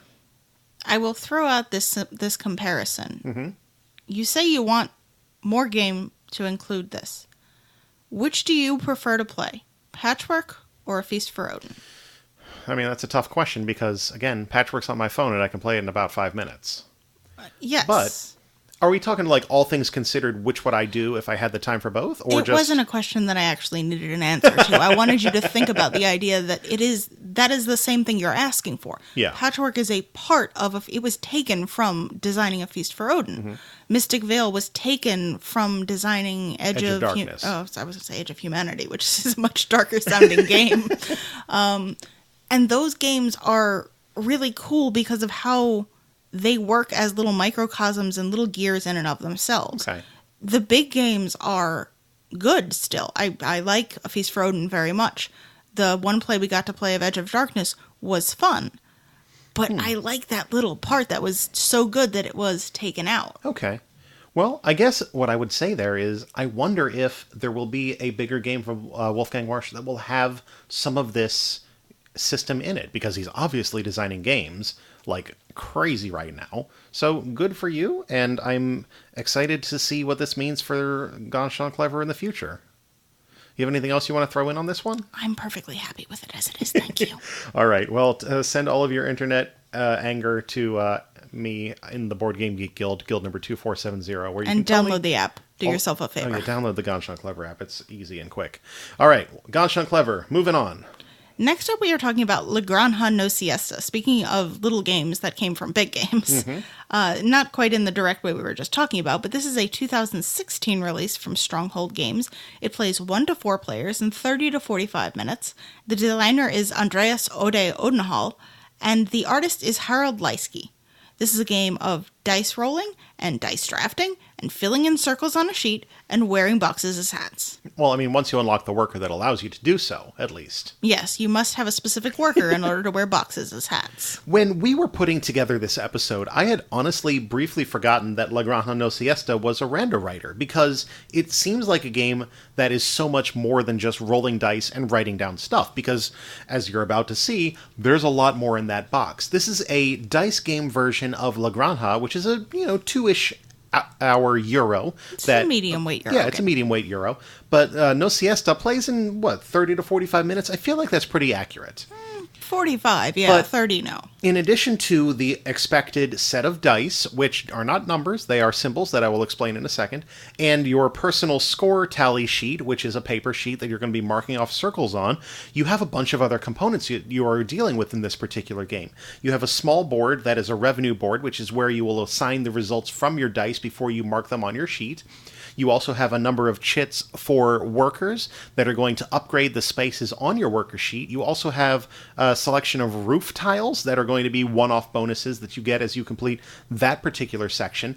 And you have 2 central boards in this game. You have one that is kind of the timer track where you're moving your discs up this siesta track, and once somebody gets to the end of the siesta track, It's a hat collecting contest. once they have enough hats, the game is over because this person has too many hats and we need to shut down this farm. And then the other one is a board that is the market board, in which you are going to be placing some of your discs onto that one to get some end of game bonuses.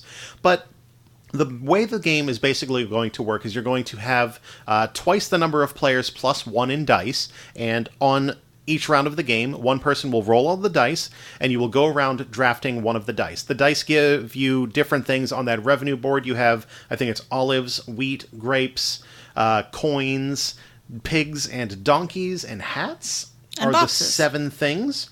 And the 7 things are okay because one of the sides of the dice is an olive and a wheat together. So, it is still a D6, not a D7. But yeah, you're going to draft one of the dice, and then you're going to re-roll the remaining however many dice, and everybody drafts again. You re-roll the final die, and that will be assigned to everybody. Everybody will get to do that one. And the dice you take, you're going to take one of your discs. It varies throughout the game depending on where you are in it, and you're going to place that onto your revenue board saying, I'm claiming this kind of revenue from my die. If you don't have enough of the discs, you don't get to use all of the revenue that you collect. But once you have collected all of your revenue for that round, you're going to then fill in some of the sheets or some of the circles on your personal score sheet, which is divided up into a bunch of sections. You have a roof section up at the top that needs silver to build roof tiles, and as you fill in sections of the roof, you're going to get a roof tile, which are one-use bonuses that give you 1 or 2 of a good generally, or just a straight VP, or allow you to manipulate your revenue in a certain way. You have another section where the workers are, that each of the worker spaces requires a specific set of different revenue goods, and once you get that, you get to hire one of your worker tiles, which in the base game that I played with all of you over the weekend was a specific set of 6 that you get to, everybody has the same 6 and they get to choose how to build them out as they want. You have a section down at the bottom, which is carts for trade at the local market, where you're going to be filling from left to right a specific set of goods. Maybe it's like an olive, a wheat, and then a grape, and then a coin, so on and so forth. And once that's filled up, you have to have a donkey to spend on that particular cart, and then that cart will go off to market, and you get points if you're the first one to do it. You get less points if you're the second to do it. There's 3 different carts you can fill. Those carts also give you a commodity, which I'll talk about later, and also allow you to move one of your discs permanently to that market board that will give you endgame scoring points, because cart goes to market and you get the points for it. That works so well. You have a section in the top right corner that is distant trade, and if you have 3 of a revenue all at the same time on a turn, you can check off that particular box, and you send that off, and you get a commodity as well from that, plus some endgame points of however many different of those far trades you've done. And then, finally, there is a section in the bottom left that is simply a warehouse where you can store 5 of the different types of revenue goods, either your olive, grains, or grapes. And then there's a stables that is donkeys and pigs can go in that section. And as you collect sets of 3 or 2, you will get 1 endgame point for that at the end of the game. Okay. And commodities. Okay, so commodities, the way that works is when you get a commodity either from the cart or from the foreign trade, you're going to actually put one of your discs onto the commodity spot on your revenue board, which is the far right that can't interact with the basic goods on the side there. And then on the beginning of your next turn, you have a wild good that you get to choose to assign onto your score sheet wherever you want. This obviously means that if you have a commodity and you need to use more discs, you're going to not have enough discs, and that's how you wouldn't have enough for that particular round of the game. The last die face is the hat, which represents a siesta, and as you take dice that you assign to the hat space, you're going to move up on that siesta track.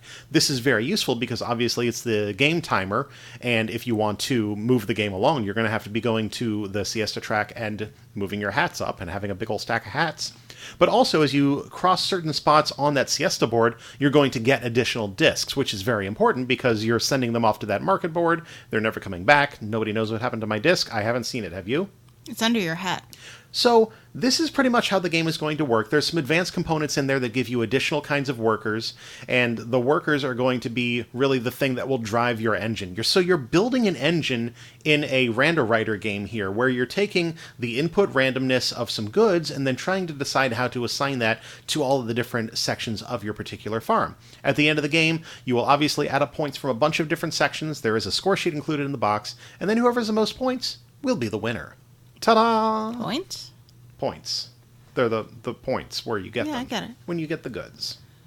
I really liked about this that you are creating a little bit of an engine, but you need to retool your engine every once in a while, because once you have earned all of the worker tiles, there's no benefit to placing random goods onto the worker section anymore. There's nothing left there.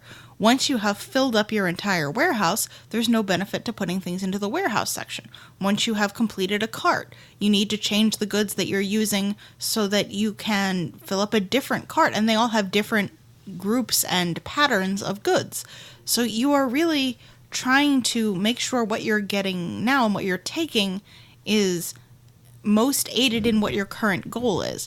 Like, in the warehouse, there is a worker tile that allows you to gain a silver anytime you complete a set of different goods. So if I get an olive, a wheat, and a grape, I will get not only a point at the end of the game, but automatically a silver, which is great when your roof tiles are open, because then you can take that silver and put it into the roof tile, and you're working towards your roof tiles, which is great, because silver is very difficult to draft a lot of the time early in the game, because everybody wants it to get those roof tiles.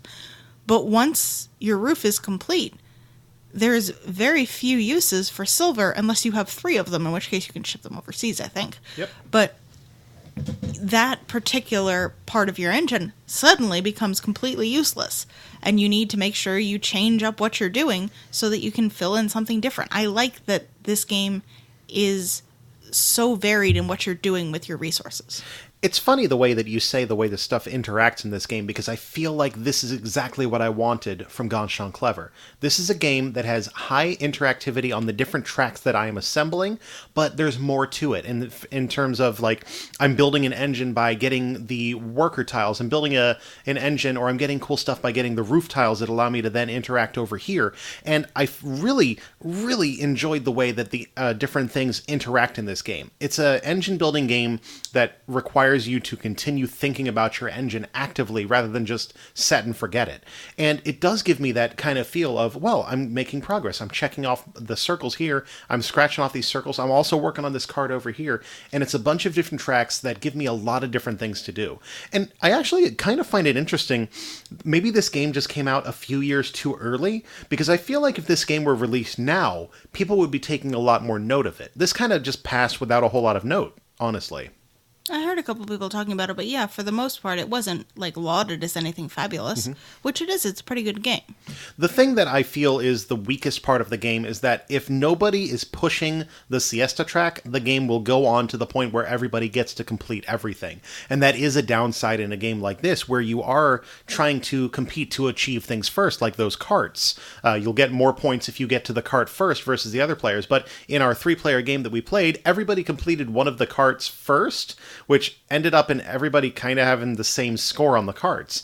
And realistically, we got to the point where almost everybody had done almost everything at the end of the game, and we were maybe like 3 or 5 points spread across all 3 of us. That being said, if we had played with the advanced worker tiles, which isn't something we've necessarily talked a whole bunch about, but is a very important part, I feel like, this game, that may have changed, because in the advanced worker tiles, you don't all start with the same set of workers. You start with 2 basic sets of workers, and then you fill in with these various and unique advanced worker tiles. So it's possible that if you're playing with that somebody gets something that really helps them along and helps them do something a lot quicker or more efficiently that nobody else has access to because it's from those advanced tiles. And I have a feeling like in that case, it would make a difference. Like, there would be a little bit of variability because of the workers that were taken. In the basic workers, everybody has the same set of basic workers, and if you hire all of them, you've all got the same advantages. How much do you feel like the theme helps your enjoyment of this game? Because this, unlike a lot of the games we've talked about, actually has a theme. Yeah, no, that is significantly true. Randowriters don't have a lot of theme usually, and this one is really flush with theme. I really, like, as I was talking about the overview, I found it easier to explain, oh, well, you're taking these carts to market, so obviously you're sending a disc off to market, and obviously that's where you get the endgame points. And obviously when you do foreign trade, you get some money for it, and you also get some strange good that you get to do something with. The theming of La Granja No Siesta allowed me to more easily explain it to you and Daniel when we went to go play that the other day as well. I remember when I got this game like a year and a half ago, looking at the rulebook, I'm just like, this is going to take some time to learn. And I eventually got through, and I played a game or two and played some solo games, but I was surprised how a year later I could come back, and thanks to the game having a theme, I was really ready and able to quickly explain to you how the game worked. And obviously it worked because we all scored really, really well. Yeah. I feel like the theme definitely does help, especially with a roll and write that is a little bit more complicated. Like, you're looking at this and you're saying 30 to 45 minutes. And I feel like our 3-player game was definitely closer to 45 minutes. Now, none of us were pushing that hat track, which is why we did all score fairly close in points. But we've talked a lot about 15 to 25 minutes. I've said that at least twice, probably closer to 4 times so far in this episode. For a longer roll and write, I feel like the theme helps to keep me involved. Whereas if I were sitting here just looking at groups of numbers for 45 minutes, I'm probably going to tune out. Even if it's like a roll and write where I get to do something on everybody's turn, after 45 minutes of looking at dice rolls, I'm done. Yeah. So the fact that this is themed and there is something more than just like add the pairs of numbers together, put them in the box, that's fun. And you get to say so many like stupid things when I'm going to take that pig and I'm going to put that pig on a ship and I'm going to send him away. Or even just the siesta timer. I had a good laugh at, 14 hats is fine. But once you have 15 hats, that's too many hats. We need to shut this down. Like, that's funny. And I think that really adds to the enjoyment of what is, on its own, a nice sort of robust roll and write. Yeah. I think it goes to show that in our big marathon Randowriter session that we had this weekend, this is the one we played last, and it's the one that I was like most excited by the whole night. And it's actually kind of funny. I didn't realize as we were talking about it right now that this is the game that I want from Ganz Clever. Realistically, it's Ganz Clever with more theme, with more stuff going on, and obviously it's not the same game because you got, I don't think that works. Well, Ganz Clever has dice drafting as well.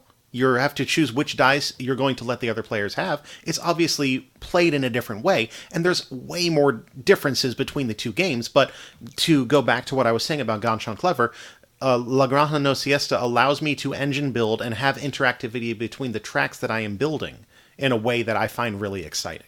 Yeah, I just feel like they're very different games. Oh, like, yeah, very much I feel like so. if you want this game, play this game. If you want Ganz Clever, it's so different. If we hadn't played them in close proximity to each other, I don't feel like you would draw that association so strongly. No, never. Which is possible that you might. Maybe you'd pick up No Siesta and be like, oh, this is what I wanted that other game to be. Mm-hmm. But I think that they're different enough that if they weren't played closely together, you wouldn't be saying, oh, this is what I wanted it to be. You'd be like, oh, I want something different. Mm-hmm. You're 100% correct, and that's why I'm enjoying that we're doing this episode so much, because it allows me to make connections in ways that I hadn't expected, and allow me to influence my feelings on other games, just like both of these games do with their particular tracks. Ha! Tied it together again. La Granja, No Siesta, give it a shot. Like, really, give this game a shot. Give this game some love. It's fun. It is fun. Give that donkey a hat. All right, it's time for another break, but we still have one more game to talk about. Conveniently, we're taking a break because that game is on tap, and it's called Welcome to. Welcome to the On Tap. For more information on the beers we chose to pair with today's game on tap, check out the show notes section at our website, draftmechanic.net. Welcome to the On Tap. Yes, Welcome to is a 2018 release from Deepwater Games and Blue Cocker Games that plays 1 to 100 players in 25 minutes. This is designed by Benoit Turpin with art by Anne Heidsieck. This is a game of flipping, filling, and then building them pools. Oh yes, this is a flip and fill. I think this is the only flip and fill. This is the only flip and fill that we are talking about in this particular thing. Are there more? Avenue is a flip and fill. Avenue is a flip and fill, you're right. Kodama? Kodama is just Avenue with a different theme. You're correct.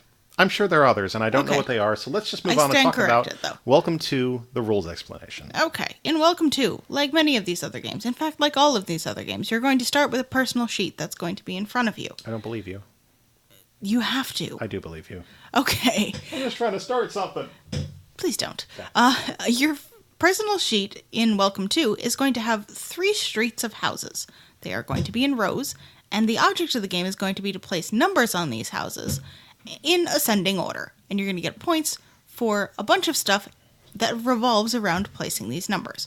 You start with a deck of cards, and they are double-sided. On one side, they will have a bonus power, and on the other side, they will have a number. You're going to shuffle the deck up and divide it into 3 piles. You're then going to flip the top card on each pile over, so the power is showing on one, and the top of the stack shows you the number. So you've got these 2 sort of slinky-style stacks where you're moving the top card from one pile onto the discard pile, and it's going to change and be the next card that's the bonus. So you're going to have 3 piles going like this for each round. And each of the players is going to look at the 3 combinations of number and bonus power, and they're going to choose one to fill in on their board. When you place a number onto one of your rows of houses, you can place it onto any of the available houses, and you can place it anywhere in the row so long as it is higher than any of the numbers to its left. Again, your numbers need to be in ascending order. There is a power that breaks this, but I'll get back to that at the end. Underneath the 3 rows of houses on your personal score sheet, there's going to be a section at the bottom where you're keeping track of your uses of the different bonus powers that are in the game. You have one section that you will mark off every time you use a construction sign, which is to represent hiring, I think, temporary labor in the game. This bonus power allows you to adjust the house number that you have matched with it 2 in either direction, and every time you use that power, you are going to mark off one of the boxes at the end, and each time you mark off a box, the number of points you get at the end of the game is going to go up. So maybe when you mark off the first box, you'll get 1 point at the end of the game, but when you mark off that 1, it'll go so you get 3 points, and the more you mark off, the more points you get at the end of the game. There is a similar power that is pools, that if you fill the number in that is associated with it in a house that has a pool showing in the backyard in your little strip of 3 rows of houses, you get to mark off one of the pool squares, and you'll get a bunch more points at the end of the game if you've marked off a bunch of pools. There's also a fence power that allows you to draw a fence next to one of the houses on the street that you place the number on, and this is going to divide your street into, I believe they call them estates. They're essentially just little groups of houses. Those groups of houses will be important for one of the other powers, but they're also going to be important for one of the big endgame bonus scoring things at the end of the game as well. The other power that those are relevant for is the real estate market, where when you choose that power with a number, you get to mark off the values underneath one of the different sizes of estates. So maybe the 2-house estates start off only being worth 2 points. But if you choose the real estate, you can mark off the box under there and make them worth 3 points. And each of the different sizes of estate have a group of scoring points underneath them, and you can make them all worth more points if you mark off the boxes underneath them. There is a park power that allows you to mark off one of the parks at the end of the street that you put the house number on. Each have at least 3 parks in them, but they get more parks as you move down the rows of houses. The rows of houses, by the way, become longer as you move down. The first one is the shortest, it has the fewest parks. The second one is the middle length, and it has a medium number of parks, and then the bottom one is the longest, it has the most parks. There is a power that allows you to duplicate a number already on your street. So say I have my house numbered 1, 2, nothing, 3. I've done a dumb thing there, and there's really no number that can fill that in right now. I can use the bis power, and that allows me to create a 2 bis between 1, 2, and 3 in that empty house. I can create a duplicate number. This is going to lose you points at the end of the game, but it may be very helpful if it allows you to complete an estate, because only completed estates are going to give you those points that you earned from the real estate thing on that real estate power that I talked about a couple of powers ago. Powers! At the beginning of the game, you will have placed out 3 zoning plans. And what these zoning plans do is they create overarching goals for your neighborhoods that you want to achieve at some point during the game. The first player to achieve what any particular zoning goal is going to not only get a higher number of points and flip the card over so everybody else can only get a lower number of points, but they are going to be given the option to take all of the cards that have already been used and that are still waiting to be used in the game, shuffle the deck entirely all together, divide it back out into 3 piles, and start over with flipping the cards. This is how you don't end up with sort of determined cards at the end of the game, because people are theoretically going to be completing these goals because they're worth points, and that is one of the ways that you can end the game, and that allows you to reshuffle, and then everything's back in, and everything's fair game. The goals have things like, oh, you may need 2 estates of a 3-house group and 1 estate of a 5-house group. That may be one of the things. There are some more advanced ones in the advanced game that say maybe you need to have 5 bis houses all in the same street, or you need to complete all of the pools and all of the parks in one particular street, which is kind of difficult to do, but you get a whole bunch of points. You get like 11 points, I think, if you complete that one first. And that is a big chunk of points in this game, where you're looking at, 100 points is a good score. Mm-hmm. So to get 11 points just for doing stuff in addition to any of your scoring for pools and or parks, that's a whole big thing. You're going to keep playing until somebody has been unable to use any of the 3 cards 3 times, which is going to end the game, or somebody completes all 3 of the objectives in the game, and then you're going to total up all of the points that you have from all of the bonuses that you've achieved and from your zoning plans, and subtract all the points from your bis and from not being able to use your cards, and that's going to give you your score, and whoever has the most points wins. Winning. Points. All those things. Welcome to has a certain kind of charm to it. I feel like this is the first game we've talked about that has that I feel like I can say that about. The production is very, like 50s kind of pop art kind of feel. Not pop art, what am I talking about? It's early suburbs. I mean? Yeah, early suburbs. And I think that gives it a charm that makes it pleasant to play. I will say No Siesta had a similar thing, but this does it better. Yeah. And then that charm also comes along with a fundamentally solid game. I really enjoy playing Welcome To. There's also a little bit of a charm kind of in the meta version of it. I like the way that the box says 1 to 100 players, because I guess there's 100 score sheets or something in the box. But realistically, an infinite number of people can play this all at the same time, or at least that's kind of the way they present it. There's not a ton of interaction. The only interaction you have between players is whoever gets one of the plans first and whoever has the most of the temp workers, pretty much. With the temp workers, it is whoever has the most gets the most points, and then I think it scales down on whoever is second and third place there. Yeah, I screwed that up. It's the pools where everyone gets 2 more points. The temp workers, right. Whoever has the most. But everything else, you're just playing by yourself, and it's not an interactive game in those regards. I do still feel like there is probably a reasonable maximum number of players that you want to play this with. While you could play a huge group of people, everybody needs to be able to see the piles of cards, and you do get a bunch of extra points for being first. If you played with a huge group of people, one person would get a ton of extra points and everybody else really wouldn't be able to catch up, and they would just be in a flock. Right. I would think that you'd still want to play this with a reasonable, like maybe 6 or 8 people would be the maximum I'd want to play with. Okay. I think beyond that it would get a little bit unwieldy. Yeah, I know that Deepwater Games did a thing at Gen Con where they had maybe like a 100-person game or something like that, and I've heard other people... I think that they actually put the Gen Con one up online so you can play along at home, and you can go watch the VOD and play it again in the... I guess off that same game, so you can go and try and make your same choices again, or something like that. Right, but in that situation, you don't need to worry about people actually being able to see. True. It's on a computer. So I know Adrian from the Mile High Game Guide talks about wanting to stream this on the internet, where he would just flip a bunch of stuff and everybody would have a certain amount of time to fill in their own particular board, and that's fine if you have everybody visible, but like in an actual group, I just wouldn't want to play it with more than like 8 people. Yeah, I think it's interesting though, with the exception of, I think, Dice Stars and Roll to the Top, this is the least interactive of the Randowriters we've talked about as well. I mean, I'm sure there may be 1 or 2 others, but I feel like all the other ones have had more interactivity to them as well, which is kind of an odd place to be. I didn't expect this one to be so solitaire, I guess. Yeah, I mean, I think it's somewhere in the middle. You had said Roll to the Top, Dice Stars is not... Dice Stars has a little bit of interaction where you're taking the pool. Can't Stop Express is pretty much solitaire. Oh, right, yeah. I mean, Qwinto is...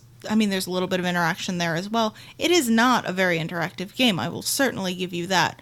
The probably the biggest, like, physically interactive part of it is when somebody reshuffles that deck and you start over and everybody has a new lease on life, kind of, with what cards are being flipped over.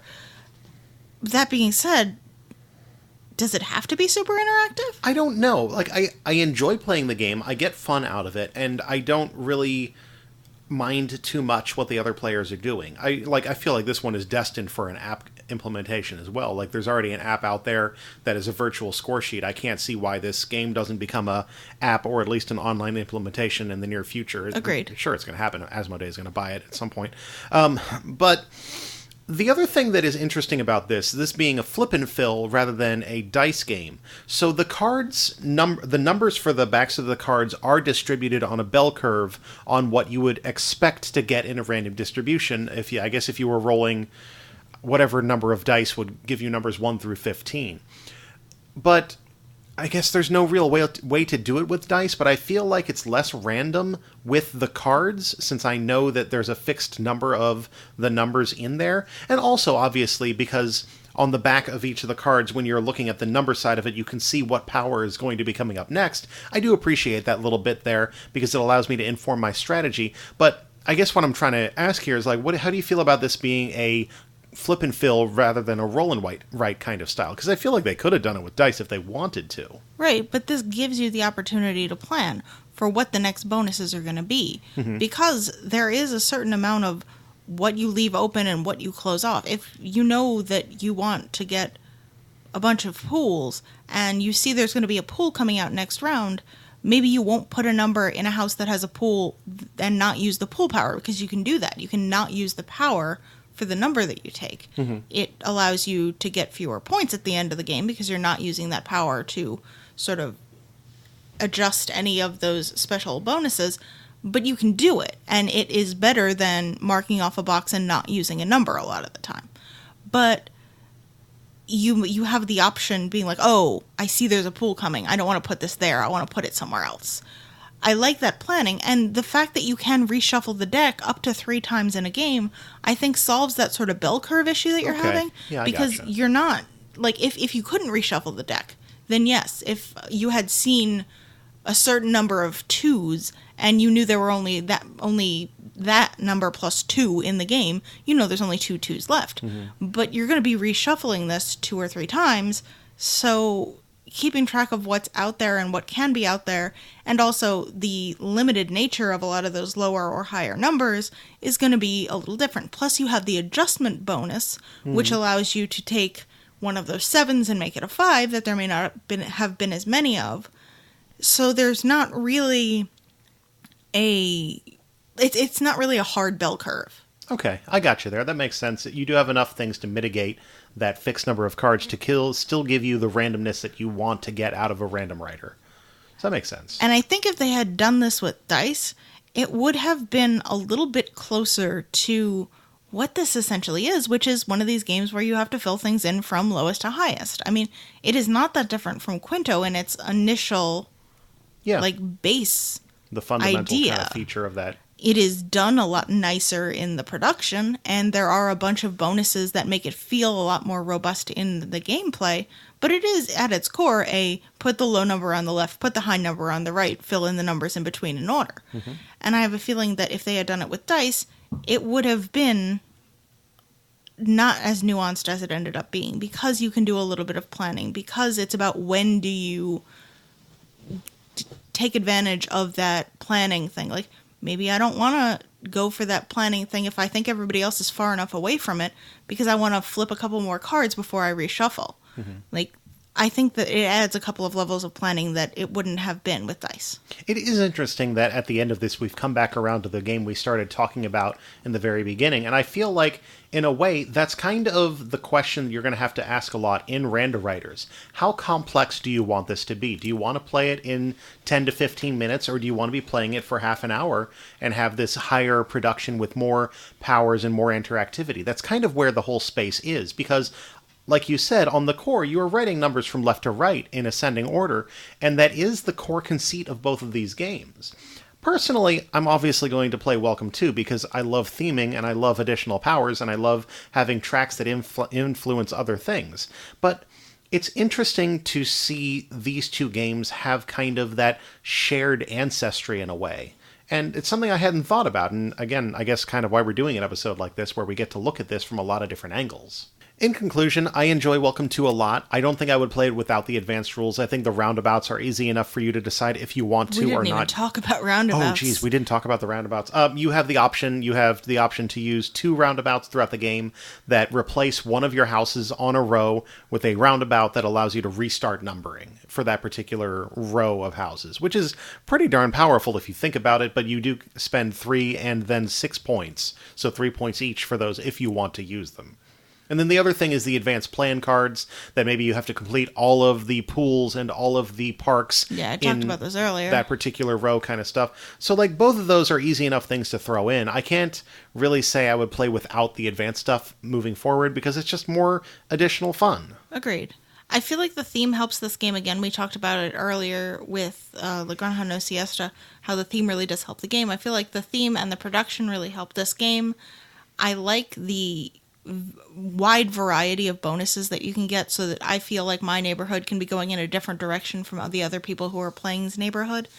And it is a relatively quick game, which is fun. It's a little bit different, so if you've played a bunch of roll and writes, this is going to be it's a flip and fill. It's different, and it is an ambassador for that slight change very well. Yeah. So, let's do it again. We will start with Railroad Ink Blazing Red Edition. Yay or nay? Nay. Yay with the expansions. Okay. Ganchon Clever. Yay. Yay. La Granja No Siesta. Big yay. Definitely yay. Welcome to. Yay. Yay. Okay, so Yeah. we've got a bunch more yays in this second half. Yeah. Now let's get some beers to go with that welcome to. Welcome to these beers. Would you like me to start? Sure. All right, from Perennial Artisan Ales in St. Louis, Missouri, Suburban Beverage. It's a Goza, 4.2% ABV, a Goza-style ale with Valencia oranges, key limes, and Meyer lemons. This is seasonally available on draft and in cans. I like Perennial. They do really good stuff with fruit. Around here. Mm-hmm. Next up, from Simple Roots Brewing Company in Burlington, Vermont, we have Good Neighbor IPA. This is an American IPA, which is 6.5% ABV. It's brewed with mosaic and citra hops for tropical and citrus notes, and it is on tap and in cans. It looks like mostly it is in the Vermont area. They tricked me because they said that there was one that was in Waterbury and one that was in Woodstock, and I was like, oh, Connecticut and New York, it's all over. No, there are places in Vermont that are called that as well. So if you are in the Vermont area, check out this Simple Roots Brewing Company and their Good Neighbor IPA. Mm-hmm. From Five Paddles Brewing Company in Whitby, Ontario, Canada, we have Home Sweet Home, a pale wheat ale, 5.5% ABV, 29 IBU, a wheat beer brewed with vanilla and honey malt. That sounds good. Mm-hmm. Available on draft in 22-ounce-ish bottles and cans. It's 650 milliliter bottles. That is a weird bottle size. It's Canada. They do the metric. Well, I mean, even like 300 and 750s would be able to, or a 500 milliliter. It's a bomber, babe. It's 21.87 ounces. Okay, fine. It was available for shipping in Ontario on their website, but this particular beer is currently sold out online. Continuing our Canada trend, from Bellwoods Brewery in Toronto, Ontario, Canada, we have White Picket Fence, which is a saison that comes in at 6.4% ABV. It's brewed with wheat, oats, and rye, and then it's foeder aged for 6 months, and then blended with fresh saison, dry hopped, and bottle conditioned. This is actually their second batch of this beer, and it's currently available on the reserve list at their brewery in Toronto. So if you are in Toronto, go check it out. But I will say that this is, like I said, the second batch, so keep an eye out for the third batch. This is something that they are clearly keeping available and sounds absolutely delicious. And finally, from Bell's Brewing in Kalamazoo, Michigan, we have Pool Time Ale. It's a pale wheat ale, 5% ABV, a wheat ale brewed with Michigan cherry juice. Now, this is available on draft and in 12-ounce cans. Availability on this one says it's available in May. Yeah, it says it's available in May, but I had it in July in Charleston last year, and pretty much every Total Wine in the Charlotte area says they're selling it now. So I have a feeling that it is available a little bit beyond past May. They pump it out in May, and it gets a bunch of distribution. So It is Bell's. They have a pretty big footprint. They do. All right, well, if you have any questions on any of those beers, or you want more information on them, check out the show notes section at our website, draftmechanic.net, for more information on that. Danielle, it's been a minute since we've had a beer segment, since our last episode was a little bit odd, but we want to do our thing that we do, and Danielle, you have prepared a beer primer on the Kolsch style. Yeah, I actually started thinking about this because a friend of ours had an experimental Kolsch that they brought over and allowed us to try. And my first thought when I saw it was, how experimental can a Kolsch be? And as it turns out, not very experimental. It's not a thing that should be experimental in any way. It actually shouldn't have even been made and called a Kolsch, and I will tell you why. Lies! Kolsch actually, in its name, refers to where it started. It started in Köln or Cologne, Germany. So Kolsch means from Cologne or from Köln. In the early 1400s, when hops were first being used in beer, the brewers in Cologne's Brewers Guild were brewing a barley-based gruit in which there was a non-hop herb mixture that was used for the bittering. When a beer that was brewed with wheat and barley base and bittered with hops called Qwinto beer, please forgive my horrible pronunciation on that. It is Keutebier. My German is bad. Began to enter the region from northern Germany, those who brewed it were not let into the Brewers Guild. But after it became popular, the Brewers Guild had to kind of back down and be like, oh, okay, we'll let those guys in, which happened in 1471. After that, the old gruit style stopped being brewed, and it actually became illegal to brew it in 1495. So that was a fairly quick turnaround, considering it took them longer to let the guys into the guild. When many other areas in Germany switched to brewing a bottom-fermented lager, Cologne passed a law in 1603 that said only ales could be brewed. This is partially because the Rhine region is not really suitable in climate for lagering. It's not really cold enough, and in trying to produce lagers, they were just making kind of garbage beers, so they're like, no, we're not going to make garbage beers, only ales can be made. This is our regional area. Once lagers took off in Germany, though, Cologne and Dusseldorf were pretty much the only people producing ales in the region, and golden pilsners were becoming really popular. So Cologne adapted their ale so it was brewed to be golden in color, like those pilsners. The Dusseldorfians brewed with darker malts, which is why you get a darker color in those beers. Once refrigeration became available, skipping a few hundred years forward, Cologne brewers started to cold condition their beer. That added a smoothness, and it also added some shelf stability because the stuff wasn't continuing to ferment on shelves in shops, and we all know how that can lead to some explosions. By the early 1900s, the style of beer coming from Cologne was actually fairly unique, and in 1918, Brauerei Sooner used the designation of Kolsch, from Köln, to describe their beer, which they had been brewing since actually, I think, 1906, so it took them 12 years to call it that, but that's what they called it. Others in the city followed to call their beers Kolsches. By the end of World War II, due to a variety of reasons, including rationing, 90% of the reduction in population, and bombing that destroyed a lot of the city, only 3 remaining brewers were brewing Kolsch. But within a year, 10 more breweries actually opened up because the region really wanted to preserve this style that was unique to them. When brewers outside of Köln tried to call their beer Kolsch in the 60s and 70s, the 1960s and 1970s, for those of you who have not been following the timeline, Cologne brewers banded together and even actually started suing people, which led to what is called the Kolsch Convention, that is Kolsch with a K, Convention with a K, of 1985, at which 22 brewers all signed an agreement that only brewers in Köln could make Kolsch and define the parameters of what a Kolsch actually was.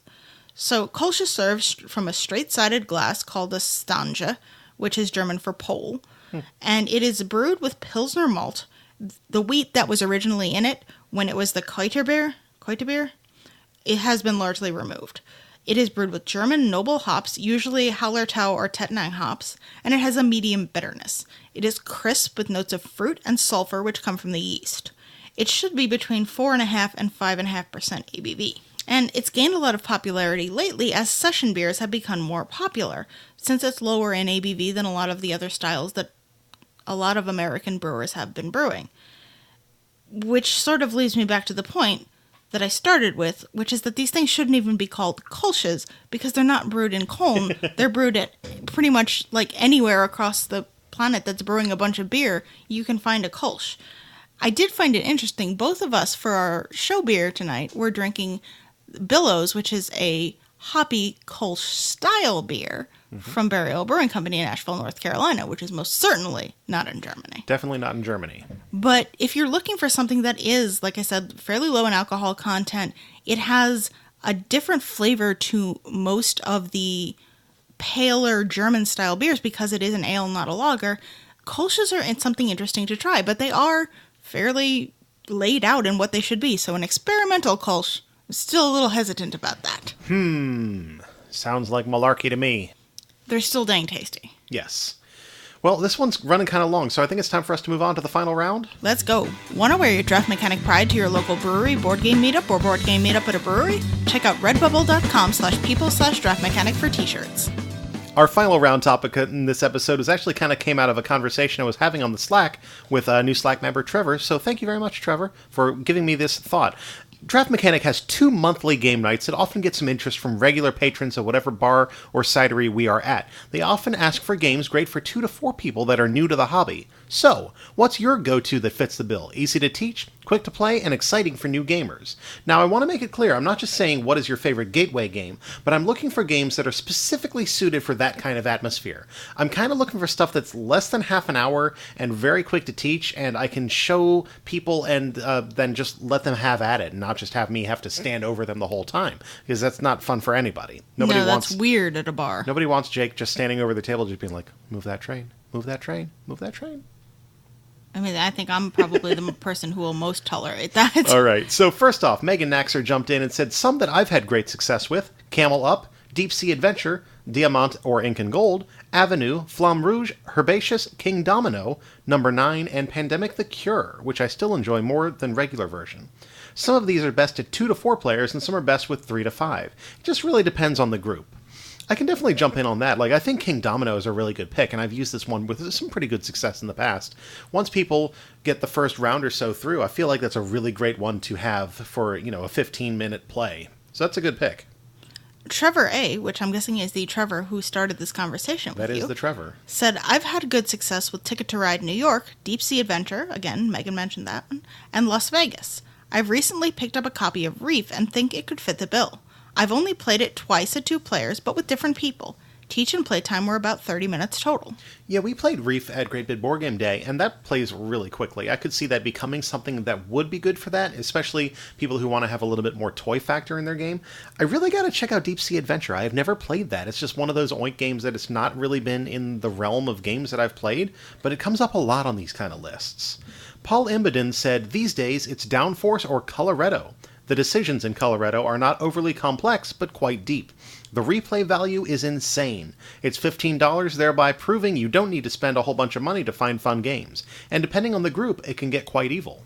Another Slack user, Eric Belland, chimed in with Colorado is surprisingly great. Easy to learn, but definitely gets more challenging with the alternative scoring rules, where you don't have too many of one type. Will Foy said, I'd say Las Vegas, Splendor, Azul, Sagrada, Downforce, and I could see Flee the Scene working too. But when we've had guests who might game, we pull out Azul, Sagrada, or Splendor usually. I could see Herbaceous working too, just really haven't gotten access with a super casual gamer. Yeah, I think Herbaceous would work well because of the theme is just such an easily accessible theme. Yeah, I think Flee the Scene might be a little closer to a gateway game like you were talking about. Yeah. It is quite a big board, so it might not necessarily be great for a lot of pub tables. What do you think about Splendor for this? Does Splendor play fast enough to be in that particular zone of game? It depends on how patient the people you are. I think the clinking of the chips actually, weirdly enough, might allow people to just sit around a little bit longer. It's just fun to do that. But I think by the end of Splendor, people might be, zoning out a little bit. Okay. Finally, BJ from Board Game Gumbo says, at our local con, Camel Up showed that it still has great staying power. Looks good on the table, new mechanisms for new players, good social interaction, and way easy to teach. Yeah, the visual factor of Camel Up is definitely something that is really good for this kind of thing. People are going to enjoy seeing the camels racing around and the tactile big wooden camels. I think there are a couple of scoring things that may be a little tricky on this because you don't do them right at the beginning. Mm-hmm. But once you get through one part of the scoring, I think people could definitely do this. Plus the pyramid thing is fun to play with. Yeah. I'm actually really excited, and this kind of comes back to the original conversation I was having on the Slack that Ticket to Ride New York exists, because Ticket to Ride is the kind of game that I think is fantastic as a gateway game, but it itself is too large for this particular need. So I actually went out and picked up a copy of Ticket to Ride New York, not specifically for us to play. I'm sure we'll play it and get a good fun out of it, but it seems like the kind of game that would be perfect to have for this exact scenario. So, cool. It all came full circle in the end there. There you go. All right, well, this brings us to the end of this abnormally long episode of Draft Mechanic. We talked about a very significant number of Randowriters today. We sure did. So if you would like to touch base with us, you can hit up draftmechanic.net or social media at Draft Mechanic on Facebook, Twitter, and Instagram. Those are all the usual places we are. We have a Board Game Geek Guild that is guild number 2470, so if you have any thoughts about what we've been talking about, or you want to tell us about your favorite Randowriters, you can go over there and leave us a comment. You can also send us an email at draftmechanic@gmail.com if that suits your fancy, or come join us in our Slack channel. If you want to hit that up, go to draftmechanic.net and click the link that says Slack in the menu. It's free and fun. We talk about board games and beer. Our next local game meetup is Tuesday, August 21st at Salud Cerveceria in the Noda neighborhood of Charlotte. And finally, this coming weekend, August 24th through 26th, is Mega MooseCon, Charlotte's local gaming convention. This is going to be down at the Gateway Conference Center in Richburg, South Carolina, right on I-77. More info and tickets are available at megamoosecon.com. It's a lot of fun. Please come hang out at this convention. It's fun. Vegas Wits and Wagers. Draft Mechanic is sponsored by Gray Fox Games. Visit grayfoxgames.com and sign up for their newsletter for the latest. Gray Fox Games, quality games, cleverly crafted. All right. I'm out of things to say. Danielle, do you have anything you want to say at the end of this one? A little bit more. As always, I would like to remind our listeners to please game responsibly and tell them that I'll see them back here in 2 weeks for another round. It's a deal. We'll see you then. Good night. Night. Draft Mechanic episode 82 is recorded on Sunday, August 19th, 2018 in front of a live studio cat. Beauty is in your eyes, you are the beholder. You randomly stricken. Do not go gently into that gutter line. Hey, board gamers, BJ from Board Game Gumbo here, back with more Louisiana flavor.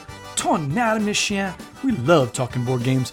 That's why we started up Gumbo Live, the #1 Facebook live talk show dedicated to board gaming. Each week, we interview guests from your hobby, publishers, designers, content creators, and you get to ask them whatever you like. It's a live show.